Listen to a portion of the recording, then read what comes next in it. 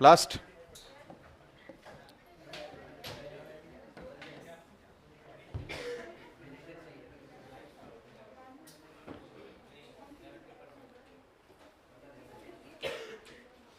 ये क्या तेरी आंखों में प्रॉब्लम है क्या? कुछ क्या प्रॉब्लम आ रही है? पत्थर गिर गया था यो? अच्छा, फिर उसके बाद क्या हो रहा है? अच्छा, स्पॉट दिखता है। फिर ये काला चश्मा लगाने से पूरे स्पॉट तो नहीं दिखते? अच्छा, है ना? जब से इसने प्लेस चेंज किया है तब से अजीब सा हो गया, नहीं?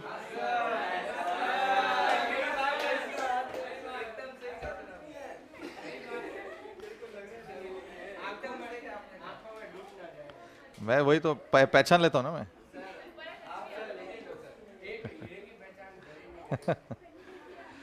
चलो, एनिमल किंगडम में क्लासिफिकेशन में अपन ने कुछ बेसिस पढ़ लिया था। एक तो body organisation, cellular basis, tissue basis, organ and organ system. याद आ रहा है कुछ? कुछ याद नहीं है? एनिमल किंगडम भूल गए सब? याद आ रहा है? Cell, tissue, organ and organ system. Cell वाला Porifera, tissue coelenterates and Ctenophora. नहीं है ना? अच्छा, सिलेंट्रेट एंड टिनोफोरा। ऑर्गन वाला प्लेटियलमेंथीस और ऑर्गन सिस्टम एस्केलमेंथीस से लेके कॉर्डेटा। उसके बाद में दूसरा हमने पढ़ा था complexity of the body organisation, जिसमें डाइजेस्टिव सिस्टम का कॉम्प्लेक्सिटी था, सर्कुलेशन सिस्टम का कॉम्प्लेक्सिटी था और रिप्रोडक्शन सिस्टम के अंदर कॉम्प्लेक्सिटी था। डाइजेशन में मैंने कहा था कंप्लीट और इनकम्प्लीट एलिमेंट्री कैनाल, है ना? इनकम्प्लीट का मतलब है माउथ और एनएस कॉमन है, जिसको आप ब्लाइंड सैक भी कह सकते हो। प्लेटियलमेंथीज उसका मेन आंसर था, बाकी सिलेंट्रेटा और टिनोफोरा भी उसमें आ सकते हैं। या और कंप्लीट इन एलिमेंट्री कैनाल में माउथ और एनस बिल्कुल सेपरेट होगा। स्टार्ट होता है एस्केलमेंथी से, एस्केलमेंथी से लेके कॉर्डेटा तक। उसके बाद में हमने पढ़ा था रिप्रोडक्टिव सिस्टम में कि एक कुछ ऐसे ऑर्गेनिज्म होंगे जिनका मेन रिप्रोडक्शन एसेक्सुअल होगा, वो होंगे लोअर एनिमल्स, और मेन रिप्रोडक्शन जिनका सेक्सुअल होगा वो होंगे हायर एनिमल्स। फिर था सिमेट्री। सिमेट्री में एसिमेट्री, बाइलेटरल सिमेट्री और रेडियल सिमेट्री। रेडियल सिमेट्री वाले कौन थे? कॉलेंट्रेटा नहीं, coelenterata. Coelenterata, ctenophora and echinoderms. और बाइलेटरल सिमेट्री सिलेंट्रेटा, सील। प्लेटियलमेंथेसा लेके कॉर्डेटा। इकाइनोडर्मेटा में लार्वा। फिर आया था एम्ब्रियोनिक डर्म्स के बेसिस पे, याद है? Diploblastic and triploblastic. ये था ना डिप्लोब्लास्टिक एंड ट्रिप्लोब्लास्टिक। डिप्लोब्लास्टिक में अंदर क्या था? एंडोडर्म, और बाहर क्या था? एक्टोडर्म, और दोनों के बीच में क्या थी? मीसोग्लिया। मीसोडर्म की जगह पर, तो ये हो गया डिप्लोब्लास्टिक।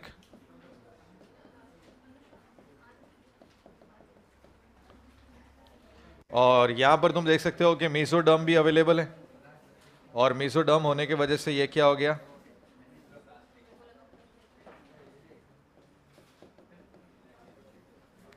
ट्रिप्लोब्लास्टिक। डिप्लोब्लास्टिक कौन कौन है? सेलेंट्रेटा, टिनोफोरा, ये सब आते हैं, और प्लेटियलमेंथ से लेके लास्ट तक। पॉरीफेरा भी डिप्लोब्लास्टिक में इंक्लूड करते हैं, बाकी सेलेंट्रेटा और टिनोफोरा को डिप्लोब्लास्टिक कहते हैं। पॉरीफेरा में भी दो डर्म्स है, उसलिए आप उसको डिप्लोब्लास्टिक मान सकते हो। ठीक है, यहां तक पढ़ लिया था अपने? ठीक है, अब आता है सिलोम पर बेस्ड बॉडी सील।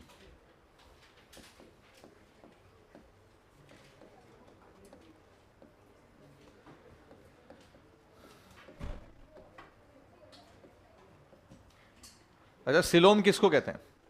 सिलोम या बॉडी कैविटी किसको कहते हैं? एक्सटर्नल डर्म और गट की वॉल के बीच की कैविटी को कहते हैं। द कैविटी बिटवीन स्किन और ectoderm and gut wall is called सील, but that is completely lined by the mesoderm. वो दोनों तरफ पूरी तरफ से किससे कवर्ड होनी चाहिए? मेसोडर्म से। जैसे मानो कि मैंने एक ऑर्गेनिज्म बनाया है, ये मान लो ये ऑर्गेनिज्म है, और इस ऑर्गेनिज्म के बिल्कुल सेंटर के अंदर एलिमेंट्री कैनाल है। ये हमने मान लिया कि भाई ये एलिमेंट्री कैनाल हो गया।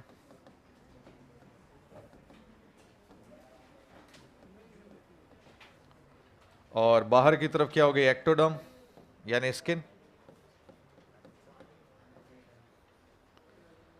अब इन दोनों के बीच में मीजोडर्म से जो कॉटेड होगा उस कैविटी को आप क्या बोलोगे? सिलोम। ये जरूरी है कि दोनों तरफ क्या होनी चाहिए? मीजोडर्म होनी चाहिए।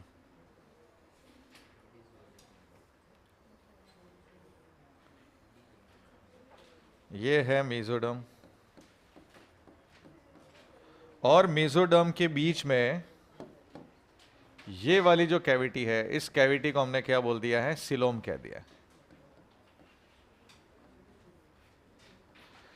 मीजोडर्म ने जिस कैविटी को कवर किया है उस कैविटी की वॉल को फिर कहते हैं पेरिटोनियम। इसको हम क्या कहते हैं? अब पेरिटोनियम कहते हैं। और इस पेरिटोनियम के थ्रू कुछ फ्लूइड का सीक्रेशन होता है और वो फ्लूइड अंदर भरा हुआ है, इसको कहते हैं पेरिटोनियल फ्लूइड। इसको क्या कह देते हैं? Peritoneal fluid. तो आई थिंक अब तुम्हें समझ में आ गया होगा कि सिलोम किसको कहते हैं। फिर से देख लो, स्किन जो सबसे बाहर वाली लेयर है जिसको आप बॉडी वॉल कह सकते हो, the cavity between body wall and gut wall, a cavity between body wall and gut wall which is mesodermally coated is called coelom. और ये जो मीजोडर्म है जिसने कोट किया है, इसको अब अपन क्या बोलेंगे? पेरिटोनियम कहेंगे। इस पेरिटोनियम से कुछ फ्लूइड सीक्रेट होगा, इस फ्लूइड को क्या बोलोगे? Peritoneal fluid. यानी वो कैविटी जो पेरिटोनियल फ्लूइड से भरी हुई है, मीजोडर्म से कोटेड है, गट वॉल और एलिमेंट्री कैनाल के बीच में, यानी एलिमेंट्री कैनाल और बॉडी वॉल के बीच में, उसको आप क्या बोलोगे? सिलोम कहोगे। समझ मारी बात? अब सपोज करो कि ये जो मीजोडर्म है, ये जो मीजोडर्म है बीच में, ये ओपन नहीं हुई, ये बिल्कुल दोनों तरफ से बंद रहेगी, सॉलिड रहेगी, तो उनको बोलेंगे एसिलोमेट, क्योंकि उनमें सील ही नहीं बनी। या फिर ये मानो कि मीजोडर्म में छोटे छोटे पाउच में ब्रेक हो गई, तो उसको बोलेंगे सूडोसिलोमेट। और अगर ये पूरी पूरी ओपन हो गई तो इसको बोलेंगे यूसिलोमेट। तो मीजोडर्म अगर नहीं खुली तो एसिलोमेट, पाउच में खुली तो सूडोसिलोमेट, और पूरी खुल गई तो यूसिलोमेट। क्लियर है? तो सिलोम या बॉडी सील, बॉडी कैविटी किसको बोलेंगे? Cavity between body wall and gut wall,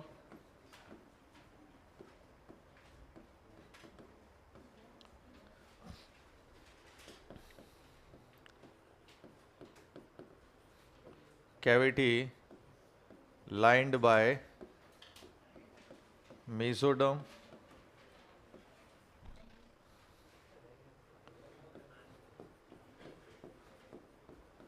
और अब मेसोडर्म को क्या बोलेंगे? Peritoneum.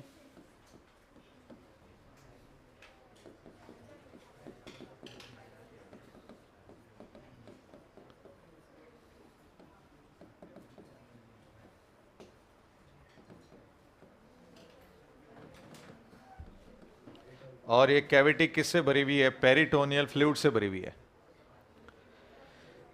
Cavity filled from peritoneal fluid. The cavity between body wall and gut wall, cavity lined by the mesoderm. Now mesoderm is called peritoneum and cavity is filled from the peritoneal fluid.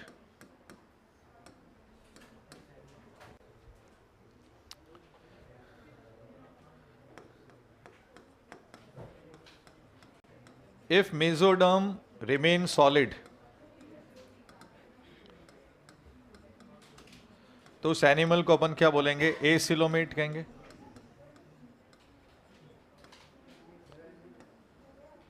और उसका example होगा प्लेटीहेल्मिन्थ्स।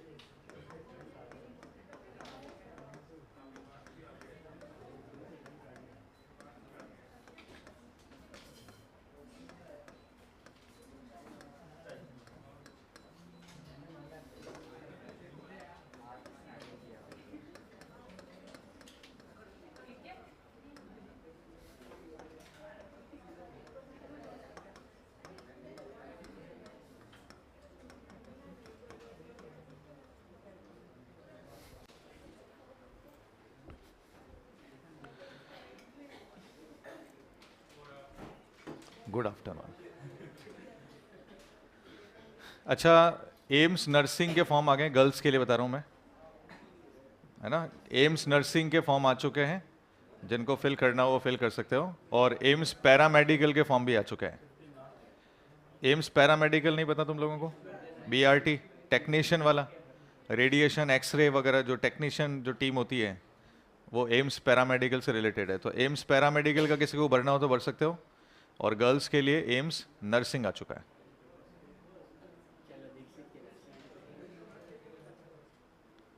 ठीक है ना। और NEET का form अब बहुत जल्दी रिलीज होने वाला है, क्योंकि नीट के फॉर्म के पीछे के 2 रीज़न थे, दोनों रीज़न अब इन्होंने डिक्लेयर कर दिए हैं। मतलब रिजल्ट डिक्लेयर तो नहीं किया, मतलब इन्होंने डिसीजन बना लिया है।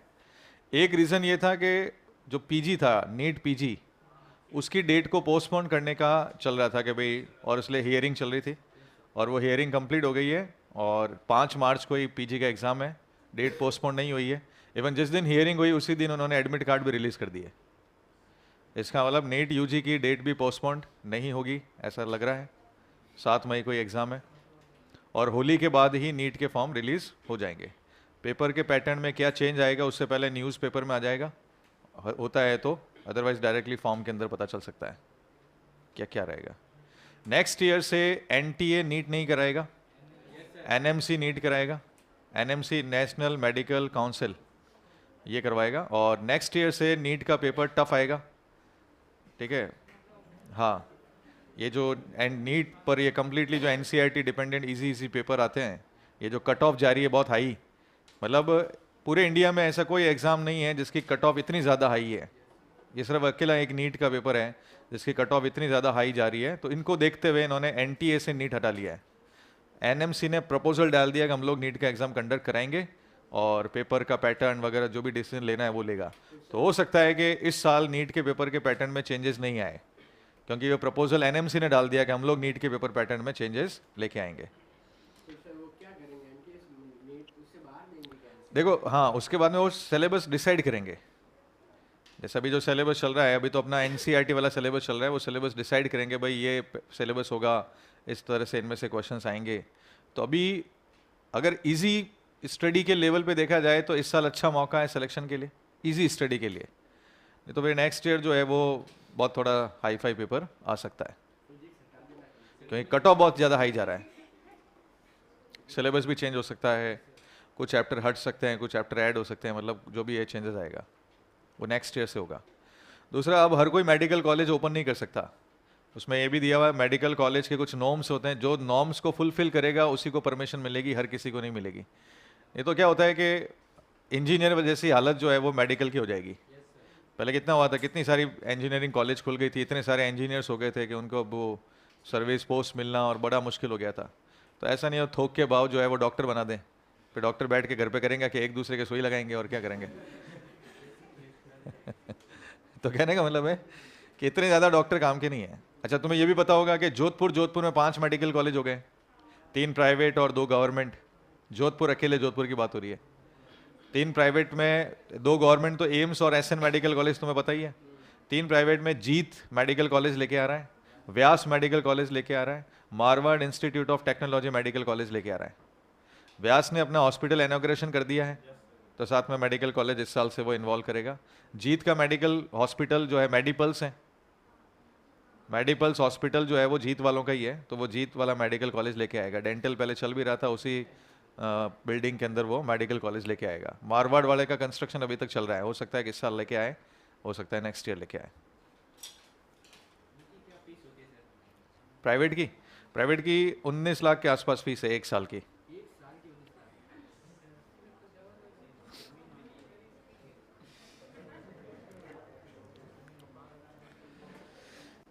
ये हो गया क्या? तो फॉर्म सब बहुत सारे आने वाले हैं, फॉर्म तो सारे भरने चाहिए ऐसा मेरे को लगता है। एम्स नर्सिंग के लिए नहीं, हर कोई नहीं भर सकता। उसके लिए तो क्या है कि फिर गड़बड़ हो जाता है मामला, सिर्फ गर्ल्स के लिए होता है। और कौन सा फॉर्म भर सकते हो? ICAR का एक फॉर्म आएगा, ICAR का एग्रीकल्चर वाला फॉर्म आता है, वो भरना चाहो तो भर सकते हो। RPVT अलग से फॉर्म आएगा, वो भर सकते हो। और एक जेड का फॉर्म आता है, जॉइंट एंट्रेंस टेस्ट, ये स्टेट राजस्थान के अंदर काजरी, आफरी और ये नाम सुने तुम लोगों ने? हाँ, उसके लिए फॉर्म आता है, जेड जेड का फॉर्म होता है। मैं बता दूंगा, वैसे फॉर्म का सीजन आ गया है, अब ये फॉर्म आते रहेंगे। हाँ, चले आगे। तो बताओ फिर बॉडी सील या सिलोम क्या है? किसके बीच में? बॉडी वॉल और गट वॉल के बीच में। बॉडी वॉल और गट वॉल के बीच में किससे कवर्ड होगी प्रॉपरली? मेसोडर्म से कवर्ड होगी। फिर कवरिंग के बाद में आप उस मेसोडर्म को क्या बोलोगे? पेरिटोनियम कहोगे। वो पेरिटोनियम एक फ्लूइड निकालेगी उस कैविटी में, उसको पेरिटोनियल फ्लूइड बोलोगे। तो क्या मैं ये कह सकता हूं that coelom is a fluid filled cavity? हम कह सकते हैं coelom is a fluid filled cavity, और उस फ्लूइड का नाम होगा पेरिटोनियल फ्लूइड। ठीक है। अच्छा, ये जो पेरिटोनियल फ्लूइड है, अगर इसमें ब्लड आ जाए तो इसको हीमोसील कहेंगे। तो जिन जिन में ओपन सर्कुलेटरी सिस्टम है उनकी कैविटी के अंदर क्या भरा होता है? ब्लड, और इसलिए उस कैविटी को अपन क्या बोलते हैं? हीमोसील कहते हैं। ठीक है। अगर मेसोडर्म सॉलिड रह जाएगी, मेसोडर्म ओपन ही नहीं होगी, तो उसको अपन बोलेंगे एसिलोमेट। और एसिलोमेट का एग्जांपल क्या होगा? प्लैटिहेल्मिन्थेस। अगर एसिलोमेट पूछता है तो हमारी प्रायोरिटी पर कौन रहेगा? प्लैटिहेल्मिन्थेस रहेगा। लेकिन हमने नीचे एक और पॉइंट लिखा है, डिप्लोब्लास्टिक एसिलोमेट। कुछ ऐसे मेंबर भी हैं जिनमें मेसोडर्म है ही नहीं।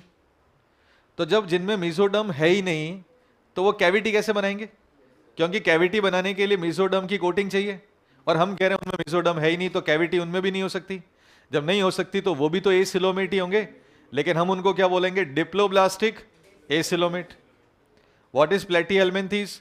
Triploblastic acoelomate. यानी मेसोडर्म है फिर भी सील नहीं है, और इनमें मेसोडर्म है ही नहीं इसलिए सील नहीं है।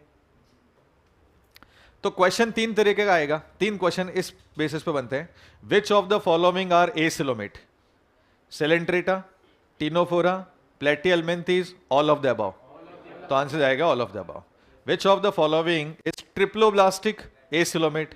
Same, coelenterata, ctenophora, platyhelminthes, all of the. अब ऑल ऑफ द अबव नहीं जाएगा, अब सिर्फ प्लैटिहेल्मिन जाएगा। Which of the following is diploblastic acoelomate? Coelenterata, ctenophora, platyhelminthes, A and B both. तो ए एंड बी बोथ जाएगा। ठीक है ना। तो मतलब ऑप्शन सेम हो सकते हैं, थोड़े बहुत चेंज करके वो ऐसे क्वेश्चन बनाएंगे। फिर हमने लिखा है कि अगर मेसोडर्म छोटे छोटे पाउच में ओपन होगी, कंप्लीट नहीं, छोटे छोटे पाउच में ओपन होगी, तो आप उसको क्या बोलोगे? स्यूडोसिलोमेट कहोगे। और स्यूडोसील वाला कौन होता है? एस्केल्मिन्थेस। ऐसा मेरे को लगता है कि इस क्वेश्चन के आने के चांस बनते हैं। एस्केल्मिन्थेस वाला क्वेश्चन वो ज्यादातर पूछते हैं कि छोटे छोटे पाउच में अगर कैविटी डिवाइड है तो उसको स्यूडोसिलोमेट कहते हैं। एग्जाम्पल होगा एस्केल्मिन्थेस।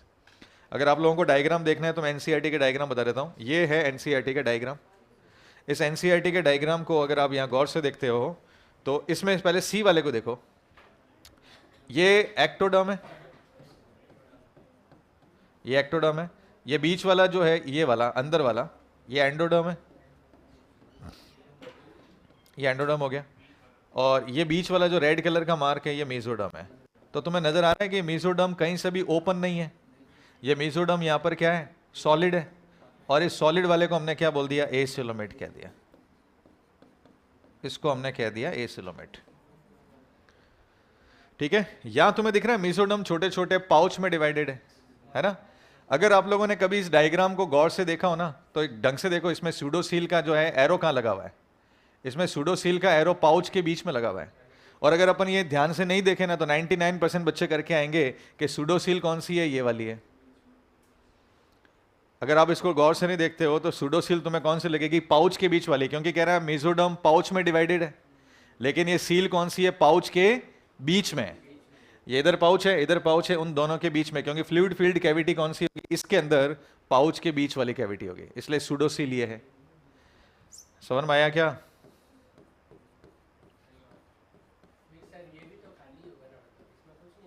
उसमें कुछ नहीं, उसमें ऑर्गन्स होंगे।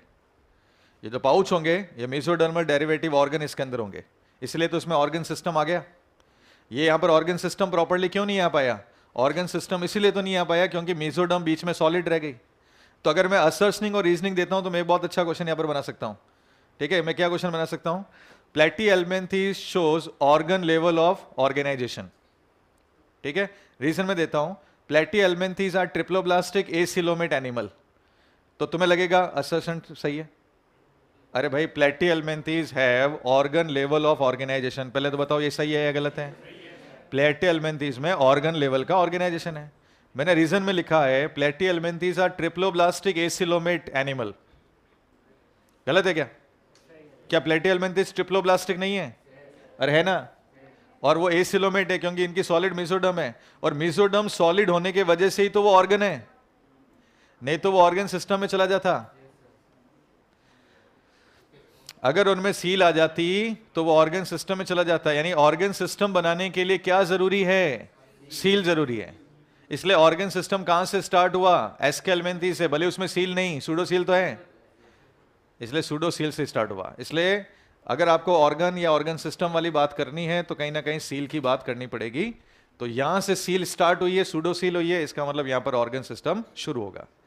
फिर इसको तुम देखोगे तो यहां तो पूरी सिलोमी दिखा रखी है, यहां तो तुम्हें पूरी पूरी कैविटी नजर आ रही है, यहां पे तो फ्लूइड भरा हुआ होगा, यानी ये कौन है? ये यूसिलोमेट है। ये कौन है? यूसिलोमेट है। और जो यूसिलोमेट होते हैं इसका मतलब इनमें कंप्लीट कैविटी है। कौन कौन होते हैं? एनेलिडा, एनेलिडा टू कॉर्डेटा, सबके सब। यानी अर्थवर्म वाली कैटेगरी से लेके हमारे तक सबके सब यूसिलोमेट है, कोई एक्सेप्शन नहीं है। समझ में आई बात? तीनों डायग्राम को देख के तुम्हें डिफरेंसेस समझ में आ गया। इसमें मेसोडर्म है बट खुली नहीं है, सॉलिड है। इसमें मेसोडर्म खुली है लेकिन छोटे छोटे पाउच में खुली है, और पाउच के बीच में सूडोसील है। इसमें मेसोडर्म पूरी खुली है और बीच में कैविटी बनी है, इसलिए सिलो में इनको यूसिलोमेट कहते हैं। तो acoelomate, pseudocoelomate, eucoelomate. Platyhelminthes, aschelminthes, annelida to chordata. Platyhelminthes, aschelminthes, annelida to chordata. Clear है? इजी नहीं है क्या? एनेलिडा से लेके कॉर्डेटा तक यूसिलोमेट। ये हटा दूं?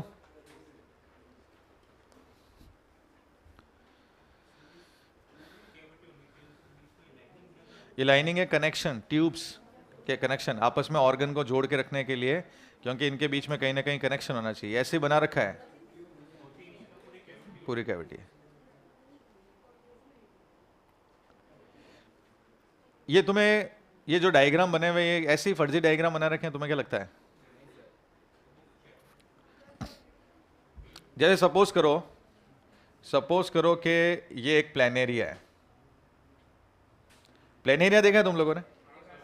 फ्लैटवर्म प्लेनेरिया ना, ये प्लेनेरिया है, और इस प्लेनेरिया की बॉडी का मैंने डिसेक्शन काटा। प्लेनेरिया की बॉडी का मैंने क्या कट किया है? डिसेक्शन कट किया है। और डिसेक्शन जब कट किया तो मैंने उसको गौर से माइक्रोस्कोप से एलिवेट करके देखा, तो बीचों बीच में तो एलिमेंट्री कैनाल दिखी, फिर एंडोडर्म दिखा, फिर मेसोडर्म सॉलिड दिखा, और सबसे बाहर की तरफ एक्टोडर्म दिखा। तो वास्तव में ये एनिमल था, एनिमल को कट किया, कट करके उसकी टॉप सरफेस को देखने पे ऐसा दिख रहा है। ये वो वाले डायग्राम है। अब जैसे ये है, तो तुम लोगों ने एस्केरिस देखा होगा, है ना? तो एस्केरिस की अगर बॉडी वॉल को कट करके देखेंगे ना, और उसको एलिवेट करके माइक्रोस्कोप से देखेंगे तो ऐसा दिखेगा, ठीक है? तो क्रॉस सेक्शन एरिया। अगर मान लो एनेलिड है, एनेलिड कौन होता है? अर्थवर्म है। अगर अर्थवर्म की बॉडी को कट करके देखेंगे उसके क्रॉस सेक्शन एरिया को, तो ऐसा दिखेगा। आई बात समझ में? तो ये कौन हुआ? प्लेटीहेल्मिन्थेस। प्लेटीहेल्मिन्थेस को मैंने कट किया और टॉप से उसको देखा माइक्रोस्कोप से एलिवेट करके, तो ऐसा दिखाई दिया। ये कौन है? एस्केरिस। इसको कट किया और मैंने टॉप से देखा तो ये ऐसा नजर आ रहा है। और ये कौन है? एनेलिड यानी अर्थवर्म। इसको कट करके मैंने टॉप से देखा तो ऐसा नजर आ रहा है। तो एग्जैक्टली ये क्रॉस सेक्शन एरिया के डायग्राम है। ये एक हाइपोथेटिकल ड्रॉ नहीं है, ये क्रॉस सेक्शन एरिया के डायग्राम है। समझ में आई बात?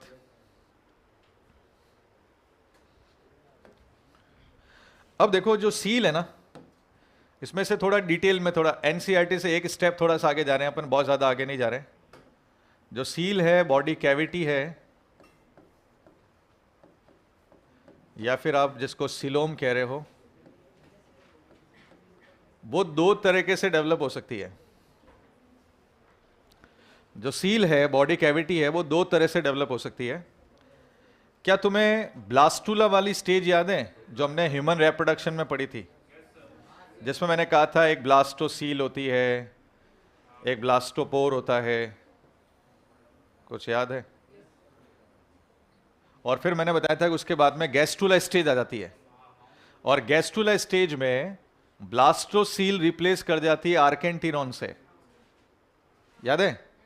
Human reproduction. अच्छा, वो फर्स्ट चैप्टर बहुत पहले किया था, तो काफी बच्चों को पता ही नहीं होगा क्योंकि बहुत पहले पढ़ लिया था वो। कोई बात नहीं। ये मान लो, ये मान लो इसको आप मॉरुला, ब्लास्टुला और गैस्ट्रुला स्टेज मानो इसको। ये कौन सी स्टेज पर आ गए अपन? गैस्ट्रुला स्टेज में। और ये है ब्लास्टोपोर, ये है ब्लास्टोपोर, ये इसमें मान लो ब्लास्टोपोर है। एक स्टेप थोड़ा सा आगे आ जाएगा समझ में सारा। और बीच में क्या है? आर्केंटिरॉन है। ये आर्केंटिरॉन है। आर्केंटिरॉन को एम्ब्रियोनिक गट कहते हैं। आर्केंटिरॉन को एम्ब्रियोनिक गट कहते हैं। बच्चों, ब्लास्टुला पहले स्टेज आती है मॉरुला, फिर स्टेज आती है ब्लास्टुला, फिर स्टेज आती है गैस्ट्रुला। जब गैस्ट्रुला स्टेज आती है तो एक्टोडर्म, एंडोडर्म, मीजोडर्म तीनों बनती हैं। तो यहां पर अब मीजोडर्म बनेगी। सपोज करो मीजोडर्म बन रही है यहां से, ब्लास्टोपोर के साइड से, ब्लास्टोपोर के साइड से मीजोडर्म बननी स्टार्ट हुई। और मान लो मीजोडर्म बन रही है आर्केंटिरॉन के ऊपर बड बनाते हुए बन रही है। दो तरीके से मीजोडर्म डेवलप हो सकती है, आर्केंटिरॉन के ऊपर बड बनाते हुए डेवलप हो सकती है, और ब्लास्टोपोर के साइड से डेवलप हो सकती है। अगर मीजोडर्म ऐसे डेवलप होती है तो इन फ्यूचर ये जो ब्लास्टोपोर होगा ये बन जाएगा माउथ। अगर ये ऐसे डेवलप होती है तो ब्लास्टोपोर बन जाएगा माउथ, और जो पीछे वाला एंड है वो बन जाएगा एनस, और इनके बीच में पूरी ये मीजोडर्म कवर करके कि ये सिलोम बना देगी, ये पूरी सिलोम बना देगी, है ना। और अगर यहां से डेवलप होता है तो ऐसी सिचुएशन में ब्लास्टोपोर बनेगा एनस, और पीछे वाला जो पोर्शन है वो बनेगा माउथ। ये बन जाएगा एनस, ये वाला बनेगा माउथ। ये एम्ब्रियोनिक डेवलपमेंट की सिचुएशन है। और बाकी बीच में आएगी सील। तो सील तो दोनों में है, तो दोनों यूसिलोमेट। बस इतना ध्यान रखना है, अगर ब्लास्टोपोर से माउथ बन रहा है, उधर ब्लास्टोपोर से एनस बन रहा है। यदि ब्लास्टोपोर से माउथ बनता है तो उनको साइजोसिलोमेट एंड प्रोटोस्टोम कहते हैं। क्या कहते हैं? साइजोसिलोमेट और प्रोटोस्टोम कहते हैं। और इधर की तरफ देखेंगे तो इनको एंटेरोसिलोमेट, एंटेरोसिलोमेट और ड्यूटेरोस्टोम कहते हैं।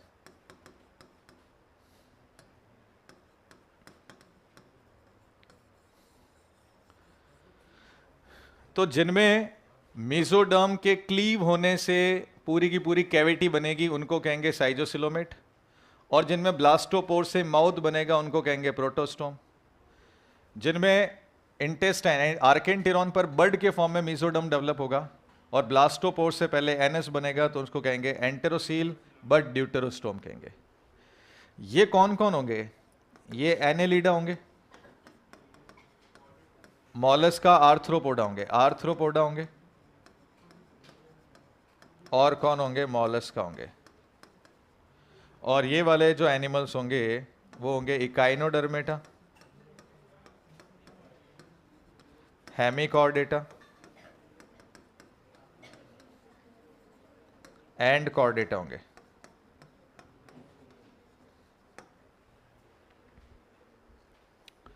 नीट 2015 में एक क्वेश्चन आया था, 2013 से नीट चालू हो गया था, पता है ना। एनसीईआरटी बेस्ड पेपर आना 2013 शुरू हो गया था। नीट 2015 में क्वेश्चन आया था, which of the following statement is correct for cockroach. क्या था? Which of the following is correct for cockroach. Cockroach में था option A spiral cleavage, protostome and determinate type of development. Option B है ना radial cleavage, deuterostome and indeterminate type of development. इस type के options थे। तो क्योंकि cockroach हमारे सिलेबस में था तो कई बच्चे सोच रहे थे कॉकरोच के अंदर से क्वेश्चन है, कई बच्चे सोच रहे थे आर्थ्रोपोडा के अंदर से क्वेश्चन है। एक्चुअली क्वेश्चन था क्लासिफिकेशन के अंदर से। वो ये पूछने की कोशिश कर रहा था कि क्या तुम्हें पता है कि आर्थ्रोपोड्स जो होते हैं वो प्रोटोस्टोम होते हैं, इनमें पहले माउथ बनता है बाद में एनस बनता है ना। और इस टाइप का डेवलपमेंट होने के लिए उनमें स्पाइरल क्लीवेज होता है।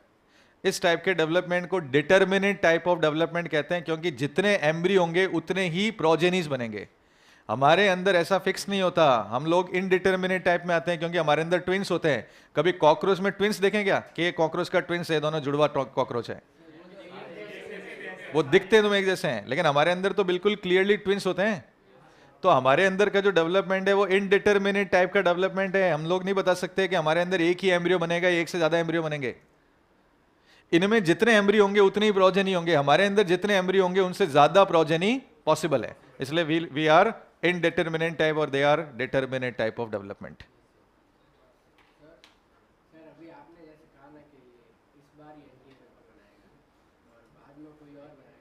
ये तो आ गया ना, न्यूज़पेपर में आ गया था, ये कल भास्कर में आ गया था, किसी ने देखा ही नहीं, फ्रंट पेज पे न्यूज़ थी ये।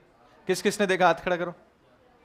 फ्रंट पेज पे एनटीए अब नहीं लेगा, एनएमसी से शुरू करेगा नेक्स्ट ईयर से।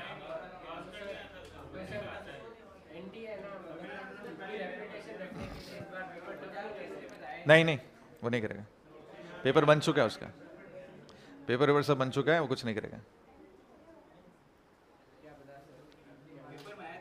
हाँ हाँ, फ्रंट पेज पे था ये। कम करना है।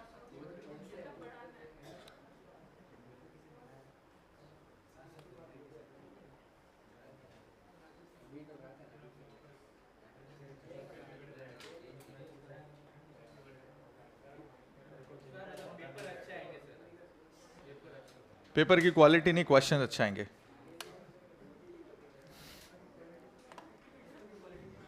पेपर की क्वालिटी अच्छी आएगी नहीं।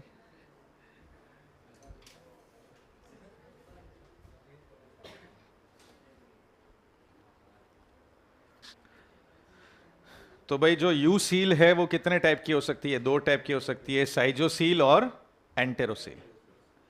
साइजोसील हो सकती है, एंटेरोसील हो सकती है। क्या साइजोसील को प्रोटोस्टोम कह सकते हैं? बिल्कुल। और एंटेरोसील को ड्यूटेरोस्टोम भी कह सकते हैं। हम साइजोसील कब कहते हैं? जब मेसोडर्म क्लीव करता है और पूरा का पूरा डेवलप होता है। और एंटेरोसील तब कहते हैं जब मेसोडर्म आर्केंटिरॉन के ऊपर बर्ड के फॉर्मेट में निकलता है, तो उसको कहते हैं। और प्रोटोस्टोम का मतलब पहले माउथ बनेगा, ड्यूटेरोस्टोम का मतलब पहले एनस बनेगा।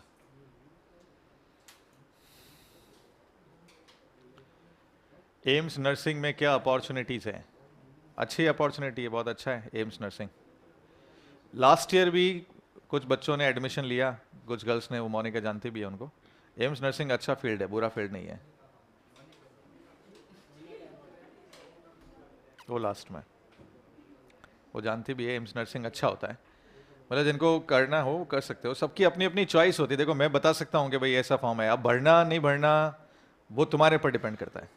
मैं तुम्हें कह रहा हूँ भाई, तुम तो भर नहीं सकते हो ना, इधर गर्ल्स की बात हो रही है, भरना नहीं भरना। हाँ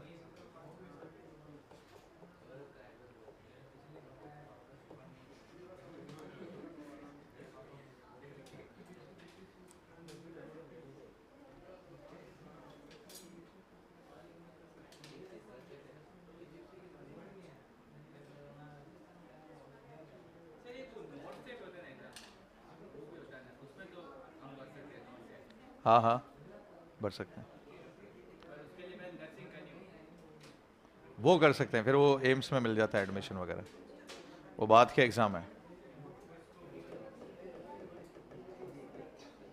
हटा दूं क्या?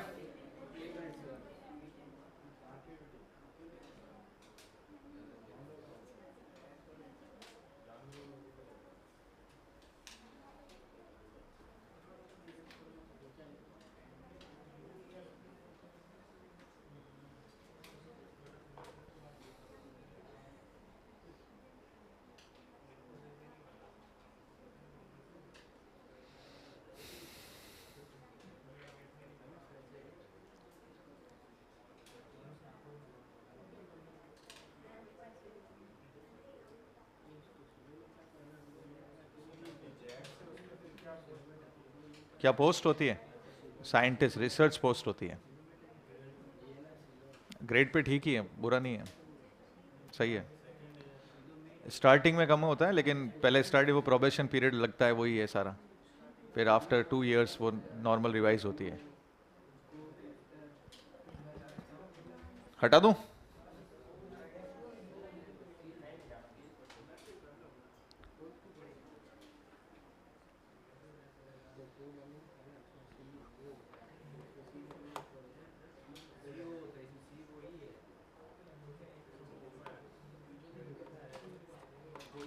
नर्सिंग अच्छा डिपार्टमेंट है, बुरा नहीं होता। बिना नर्सिंग के मेडिकल चल नहीं सकता, ये तुम लोग जानते हो ना। बिना नर्सिंग के मेडिकल चल नहीं सकता। और मेडिकल में नर्सिंग का जो टाइम ड्यूरेशन होता है ना, वो फिक्स होता है। 6 घंटे की ड्यूटी होती है, या तो मॉर्निंग आवर्स होंगे, या आफ्टरनून होगा, या नाइट आवर्स होते हैं। और वीक में 2 दिन नाइट ड्यूटी लगती है, ऐसा फिक्स है।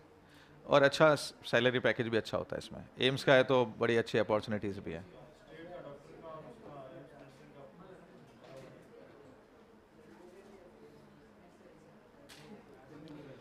मेरी एक स्टूडेंट थी, स्वाति, है ना। उस लड़की ने, वैसे स्कूल में टॉपर थी वो, central academy CHB, central academy CHB की वो टॉपर थी।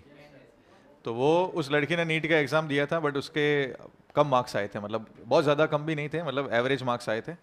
लेकिन उसके पेरेंट्स जो थे उसको ड्रॉप कराने में, कह सकते हैं ना कि मन में नहीं था कि भाई ड्रॉप करो तुम लोग ऐसे। तो उसने एम्स नर्सिंग वाला एग्ज़ाम दिया और उसका एडमिशन हो गया। एडमिशन होने के बाद में उसकी एम्स नर्सिंग भी कंप्लीट हो गई। कंप्लीट होने के बाद उसकी जॉब भी वहीं लग गई, क्योंकि वहाँ पर भी अच्छा किया उसने, जॉब लग गई। जॉब लगने के बाद में फिर उसकी मैरिज हुई। मैरिज होने के बाद में उसकी मैरिज हुई दिल्ली के अंदर हुई। तो जब दिल्ली में हुई तो फिर एम्स यहाँ से छोड़ना पड़ा उसको। तो फिर उसने वहाँ पर जाके किसी प्राइवेट हॉस्पिटल में अप्लाई किया। जब प्राइवेट हॉस्पिटल में अप्लाई किया तो उसकी 2.5 लाख रुपए सैलरी पर उसको पोस्टिंग मिल गई, जबकि क्योंकि एम्स नर्सिंग का टैग था। एम्स नर्सिंग का टैग था। नहीं है? अच्छा, एम्स ऐसा नहीं है। सुनो, पहले सुनो, पहले पहले ये सुनो।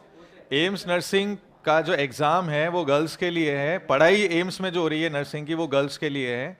लेकिन अगर कोई बॉय एम नर्सिंग कर लेते हैं कहीं से भी, उसके बाद में जो नर्सिंग ऑफिसर के जो एग्ज़ाम होते हैं उसके लिए सब लोग एप्लीकेबल है, मतलब एलिजिबल सब हैं, वो जा सकते हैं। नहीं, भले ही होता हो, लेकिन सीट्स तो है ही है ना, ऐसा तो है नहीं कि सिर्फ उसके लिए। हाँ,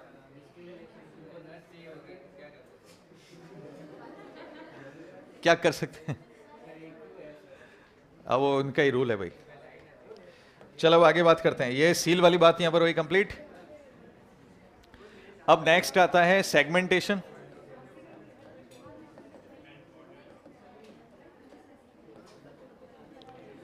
सेगमेंटेशन का मतलब है बॉडी छोटे छोटे सेगमेंट में डिवाइड होती है।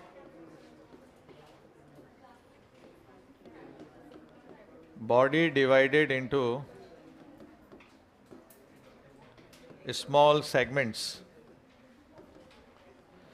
और इनका जो एग्जाम्पल होगा वो है एनेलिडा, आर्थ्रोपोडा एंड कॉर्डेटा। ये 3 एग्जाम्पल है, एनेलिडा, आर्थ्रोपोडा एंड कॉर्डेटा। अगर मैं बोलता हूं आर्थ्रोपोडा, तो बॉडी एक्सटर्नली सेगमेंटेड होती है।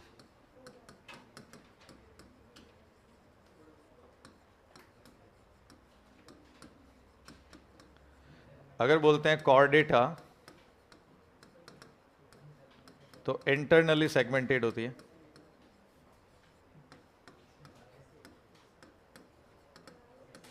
और अगर बोलते हैं एनेलिडा में,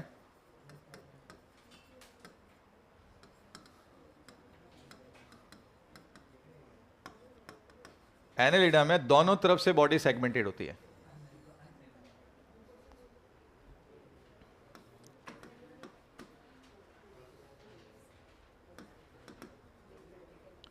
linear body with segmentation and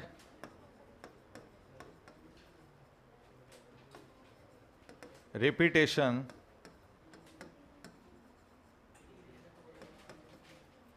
at least some organ linear body with segmentation and repetition of at least some organ is called metamerism, and each segment is metameric segment.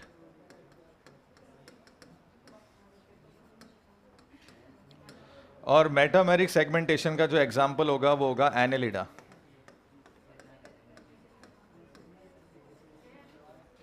एक और question आ सकता है, false segmentation.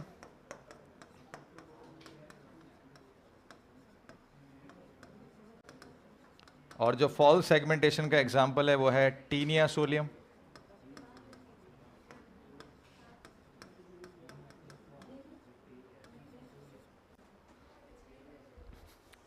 Segmentation से related क्या क्या point आ रहे हैं?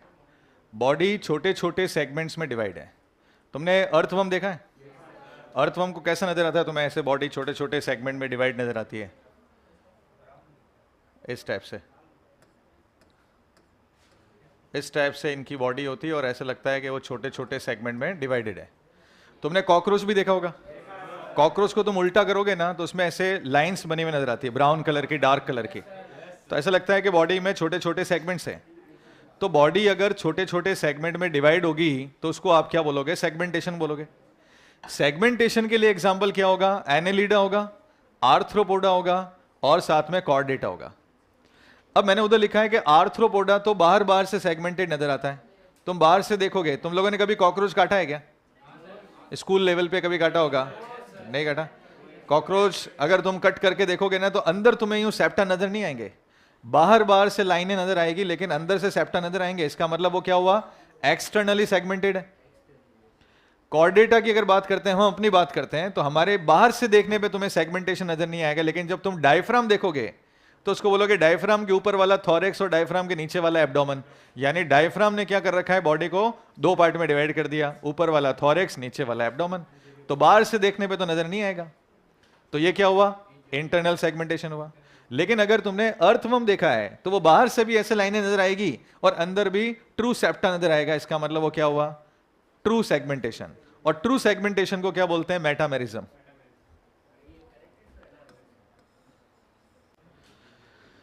तो अगर मैं ये क्वेश्चन पूछता हूं कि वो कौन कौन से फाइलम होंगे जिनमें सेगमेंटेशन होगा, तो तुम्हारा जवाब क्या होगा? एनेलिडा, आर्थ्रोपोडा और कॉर्डेटा. ये सेगमेंटेशन की बात है. अगर तुमसे पूछते हैं बताओ मेटामेरिज्म किसमें होगा, तो एक ही आंसर आएगा, वो होगा एनेलिडा.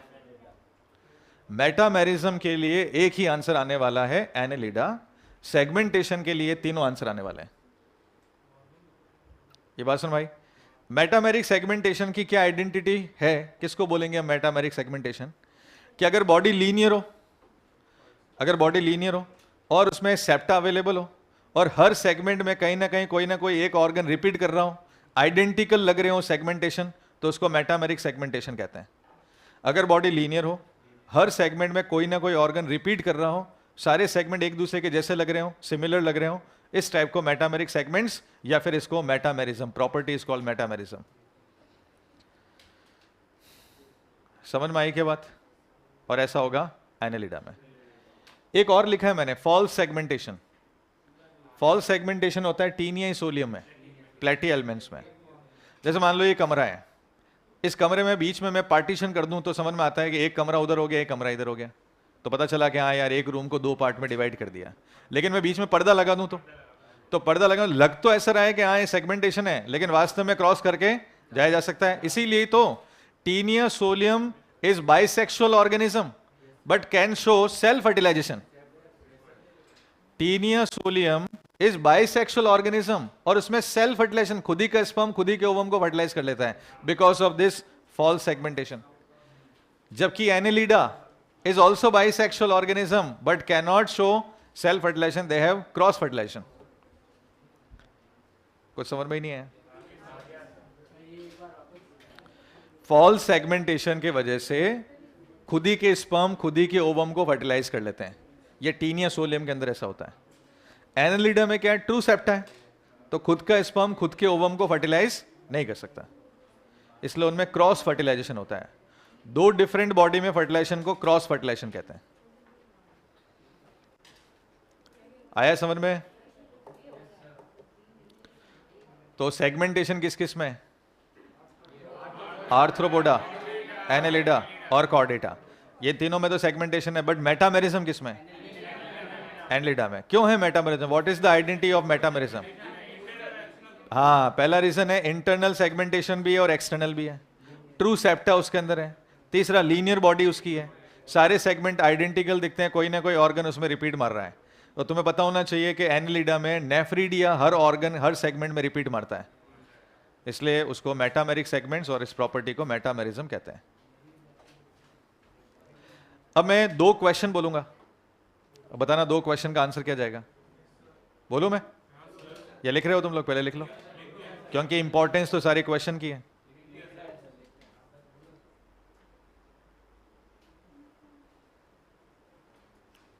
लिख लेना। तो एक कौन बताएगा व्हाट इज एसिलोमेट? पहले तो एसिलोमेट का मतलब बताना है।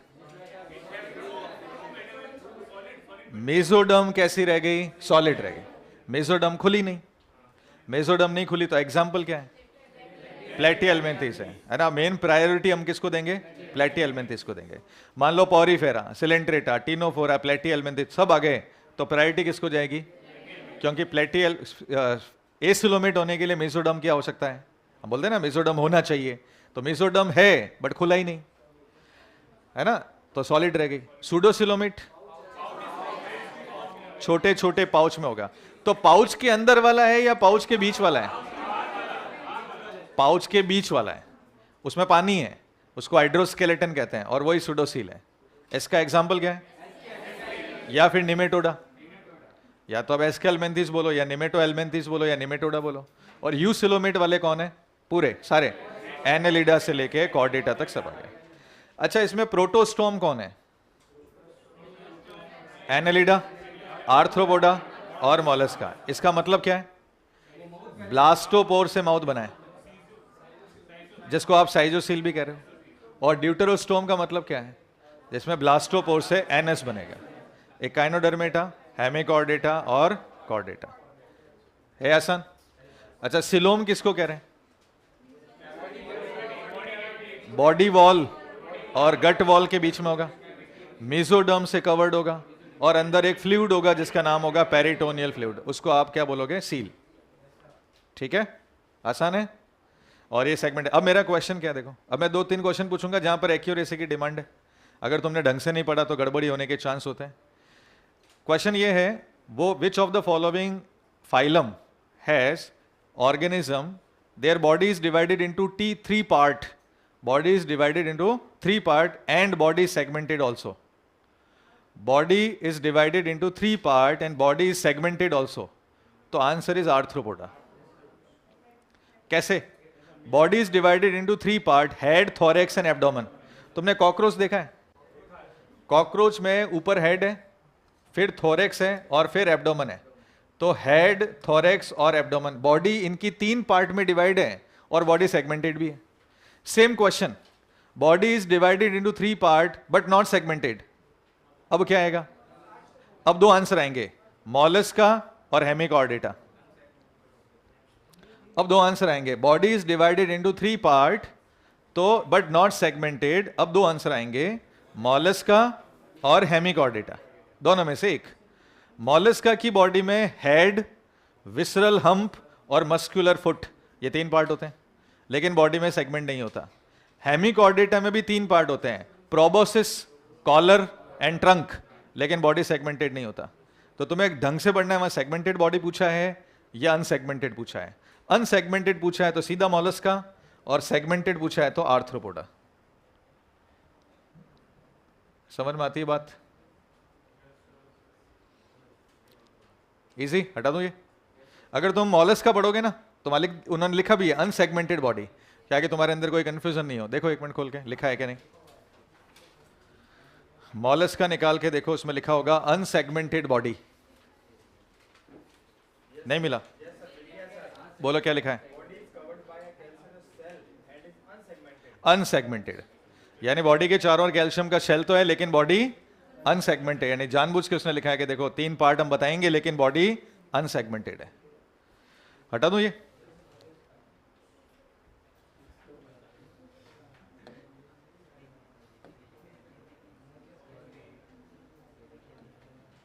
चलो ये तो सारी बात हमने कर ही ली थी।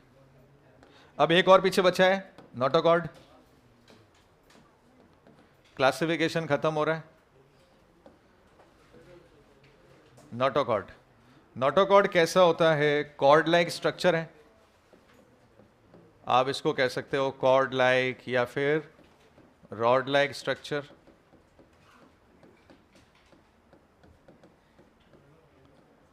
और कैसा होता है? इलास्टिक इन नेचर, नेचर में इलास्टिक है। Mesodermal in origin,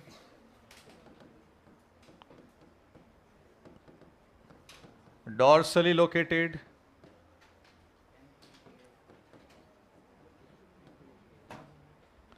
dorsally located,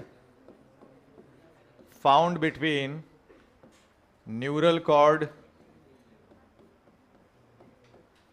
and alimentary canal.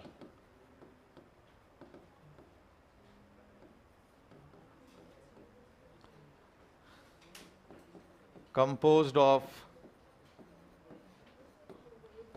hollow cells.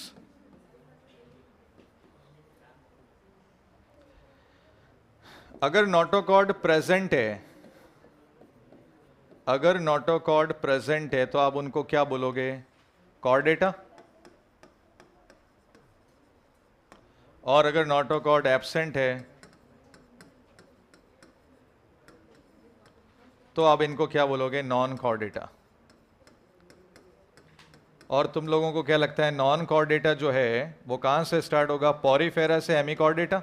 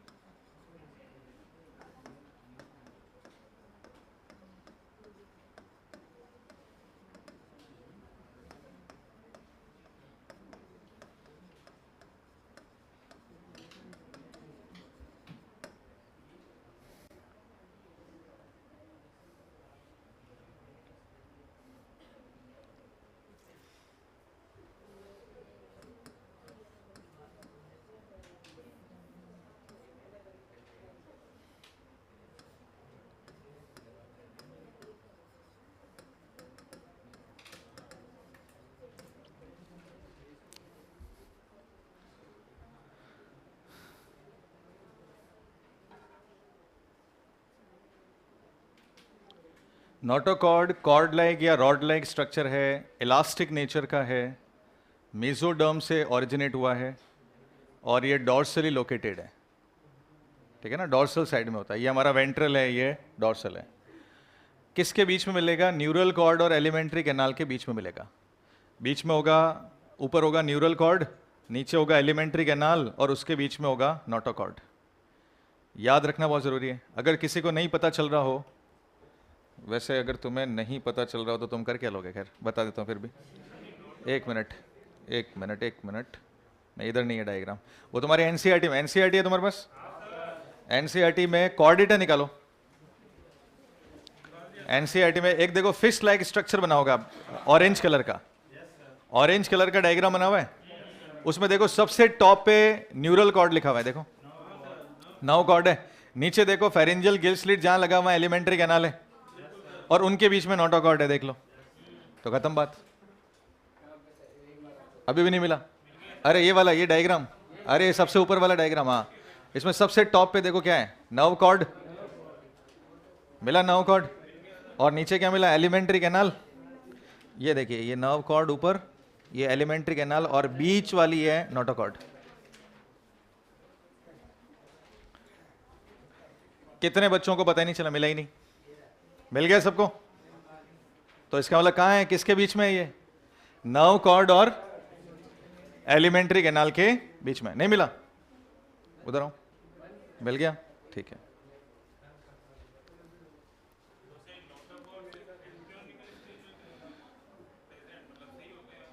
Embryonic stage में नोटोकॉर्ड होगा, ऐसा नहीं होता। अभी मैं बता रहा हूँ, चलो अभी मैं बात करता हूँ, पहले ये बताओ ये हो गया क्या? एक बार इसको लिखो, फिर मैं आगे के बात समझाऊंगा तुम्हें कि क्या चल रहा है। ड्रॉ करके बता देंगे, ठीक है।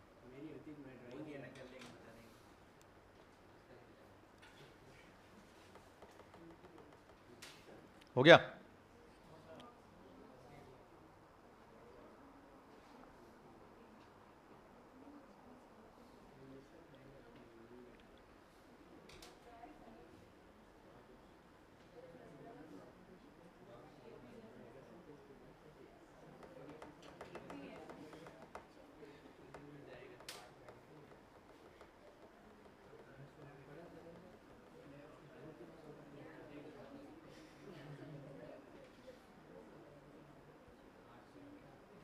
अरे इस बार तुम्हारा टेस्ट कैसा रहा था, मॉर्फोलॉजी का, और क्या था दूसरा,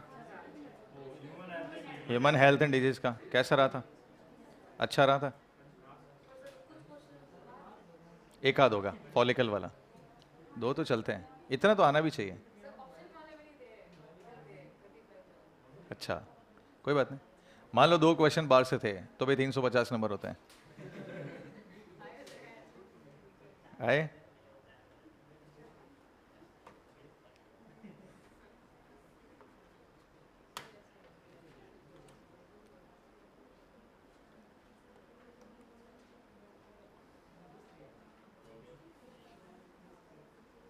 हो गया?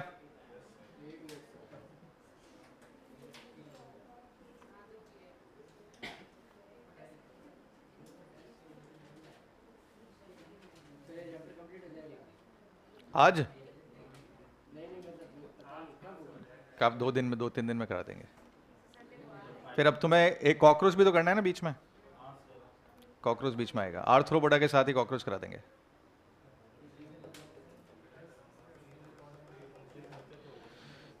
तो सुनो भाई, हमने यहाँ पर क्या बात रखी है, देखो कॉर्ड जैसा स्ट्रक्चर होगा या रॉड जैसा स्ट्रक्चर होगा, इलास्टिक नेचर का होगा, है ना, और मेसोडर्म से ओरिजिनेट होगा। किसके बीच में मिलेगा ये? न्यूरल कॉर्ड और एलिमेंट्री कैनाल के बीच में। जैसे कि मैंने कहा था, एक डायग्राम तुम्हें बताया कि भाई देखो वहाँ एक डायग्राम बना हुआ है इस टाइप का। इस डायग्राम में ऊपर बना हुआ है न्यूरल कॉर्ड, बीच में बनी हुई है जैसे ऑरेंज कलर की नोटोकॉर्ड, और उसके नीचे बनी हुई है ऐसे फेरेंजियल गिल स्लिट और एलिमेंट्री कैनाल, या फेरेंजियल गिल स्लिट बने हुए हैं, दिख रहा है तुम्हें ये? तो ऊपर वाली न्यूरल कॉर्ड है, नीचे वाली एलिमेंट्री कैनाल है, और बीच वाली जो है वो नोटोकॉर्ड है। तो नोटोकॉर्ड कहाँ है तो डॉर्सल साइड पे, लेकिन न्यूरल कॉर्ड और एलिमेंट्री कैनाल के बीच में। ये डायग्राम एनसीईआरटी में ड्रॉ किया हुआ है। अब इसके आगे, अगर ये नोटोकॉर्ड है, अच्छा दूसरा और क्या लिखा है, composed of hollow cell. Embryo में ये होलो सेल से, यानी खोखली जो सेल्स होती है ना, उससे बना हुआ है, और ऐसा बनना भी होना भी चाहिए। एक बात बताओ, तुम्हारी न्यूरल कॉर्ड कहाँ है, तुम्हारी स्पाइनल कॉर्ड कहाँ है? वर्टिबल कॉलम के अंदर ही तो है भाई, वो कहाँ है? वर्टिबल कॉलम के अंदर ही तो है। और वर्टिबल कॉलम के अंदर वो प्लेस जहां पे स्पाइनल कॉर्ड है, उसको क्या बोलते हैं? न्यूरोसील। कहते कि नहीं कहते हैं? तो वो सील आई कहां से? क्योंकि वो सेल कौन सी थी? होलो। जब वो होलो सेल थी तभी तो बीच में न्यूरोसील आई और उसके अंदर स्पाइनल कॉर्ड आ गया। खैर, अगर नोटोकॉर्ड है तो उसको बोलेंगे कॉर्डेटा, अगर नोटोकॉर्ड नहीं है तो नॉन कॉर्डेटा। नॉन कॉर्डेटा की शुरुआत पॉरीफेरा से हेमिकॉर्डेटा तक है। ये बहुत अच्छी लाइन है। नोटोकॉर्ड में बी रिप्लेस्ड बाय कार्टिलेजिनस और बोनी वर्टिब्रल कॉलम, है ना। अडल्ट में जाते जाते ये हो सकता है या तो कार्टिलेज की वर्टिब्रल कॉलम में कन्वर्ट हो जाए, और या फिर हो सकता है कि ये बोन की वर्टिब्रल कॉलम में कन्वर्ट हो जाए। तुम लोगों ने कभी शार्क को देखा है? शार्क वाली मूवीज वगैरह देखी होगी, उसमें शार्क को स्विम करते हुए देखना, वो पूरी बॉडी को ऐसे रोटेट करती है, उसका जब प्रेशर लगता है ना बॉडी का, तो पीछे से कॉर्डल फिन का प्रेशर लगता है, पूरी बॉडी हिलती है। अगर वो बोन होता तो इतना जबरदस्त शेक नहीं होता। लेकिन अगर तुम लोगों ने कभी एक्वेरियम की मछलियां देखी है तो उसमें सिर्फ फिन हिलते हुए दिखते हैं, पूरी बॉडी नहीं हिलती, क्योंकि वो बोन है। ये बात समझ रही है? तो एक्वेरियम की मछलियां देखोगे तो वो सीधी बोन है, लेकिन शार्क को और रे को देखोगे तो पूरी बॉडी शेक करती है उसकी।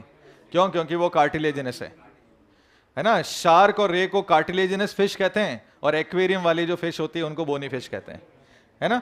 और in some case notochord remain intact throughout the life, पूरी की पूरी लाइफ में नोटोकॉर्ड वैसे की वैसे रह सकती है ना। ये कहां लिखा हुआ मिला हुआ है? एक काम करो, एनसीईआरटी खोलो, कार्टिलेजिनस फिश निकालो, कार्टिलेजिनस फिश निकाल के उसमें लाइन पढ़ो, देखो कार्टिलेजिनस फिश, फिश फिश लिखा हुआ है। क्या लिखा हुआ है? परसिस्टेंट के आगे क्या लिखा हुआ है?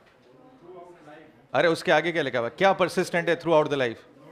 हाँ, notochord is persisted through out the life, ठीक है, बिकॉज नोटोकॉर्ड भी कार्टिलेजिनस होती है और वर्टिबल कॉलम भी कार्टिलेजिनस होती है। तो हम ऐसा कहते हैं कि कई बार नोटोकॉर्ड ही वर्टिबल कॉलम के जैसा काम करती है, क्योंकि दोनों का नेचर क्या होता है? कार्टिलेज। इसलिए मैंने, कई बच्चों ने मेरे को पहले भी कहा था, सर यार रिप्लेस लिखा हुआ है, फिर मैंने कहा था कि हाँ रिप्लेस भले लिखा हुआ हो, नोटोकॉर्ड भी वैसा ही होता है। कोई बात नहीं, समझ में आया? अरे समझ में आ गया क्या? ये इजी है। अच्छा अब बताओ मेरे को, क्या सारे कॉर्डेट वर्टिब्रेट है क्या? क्या सबके अंदर वर्टिबल कॉलम बना है क्या? नहीं, कई तो ऐसे हैं जिनमें नोटोकॉर्ड रह गया, but all vertebrates are chordate, all chordates are not vertebrates.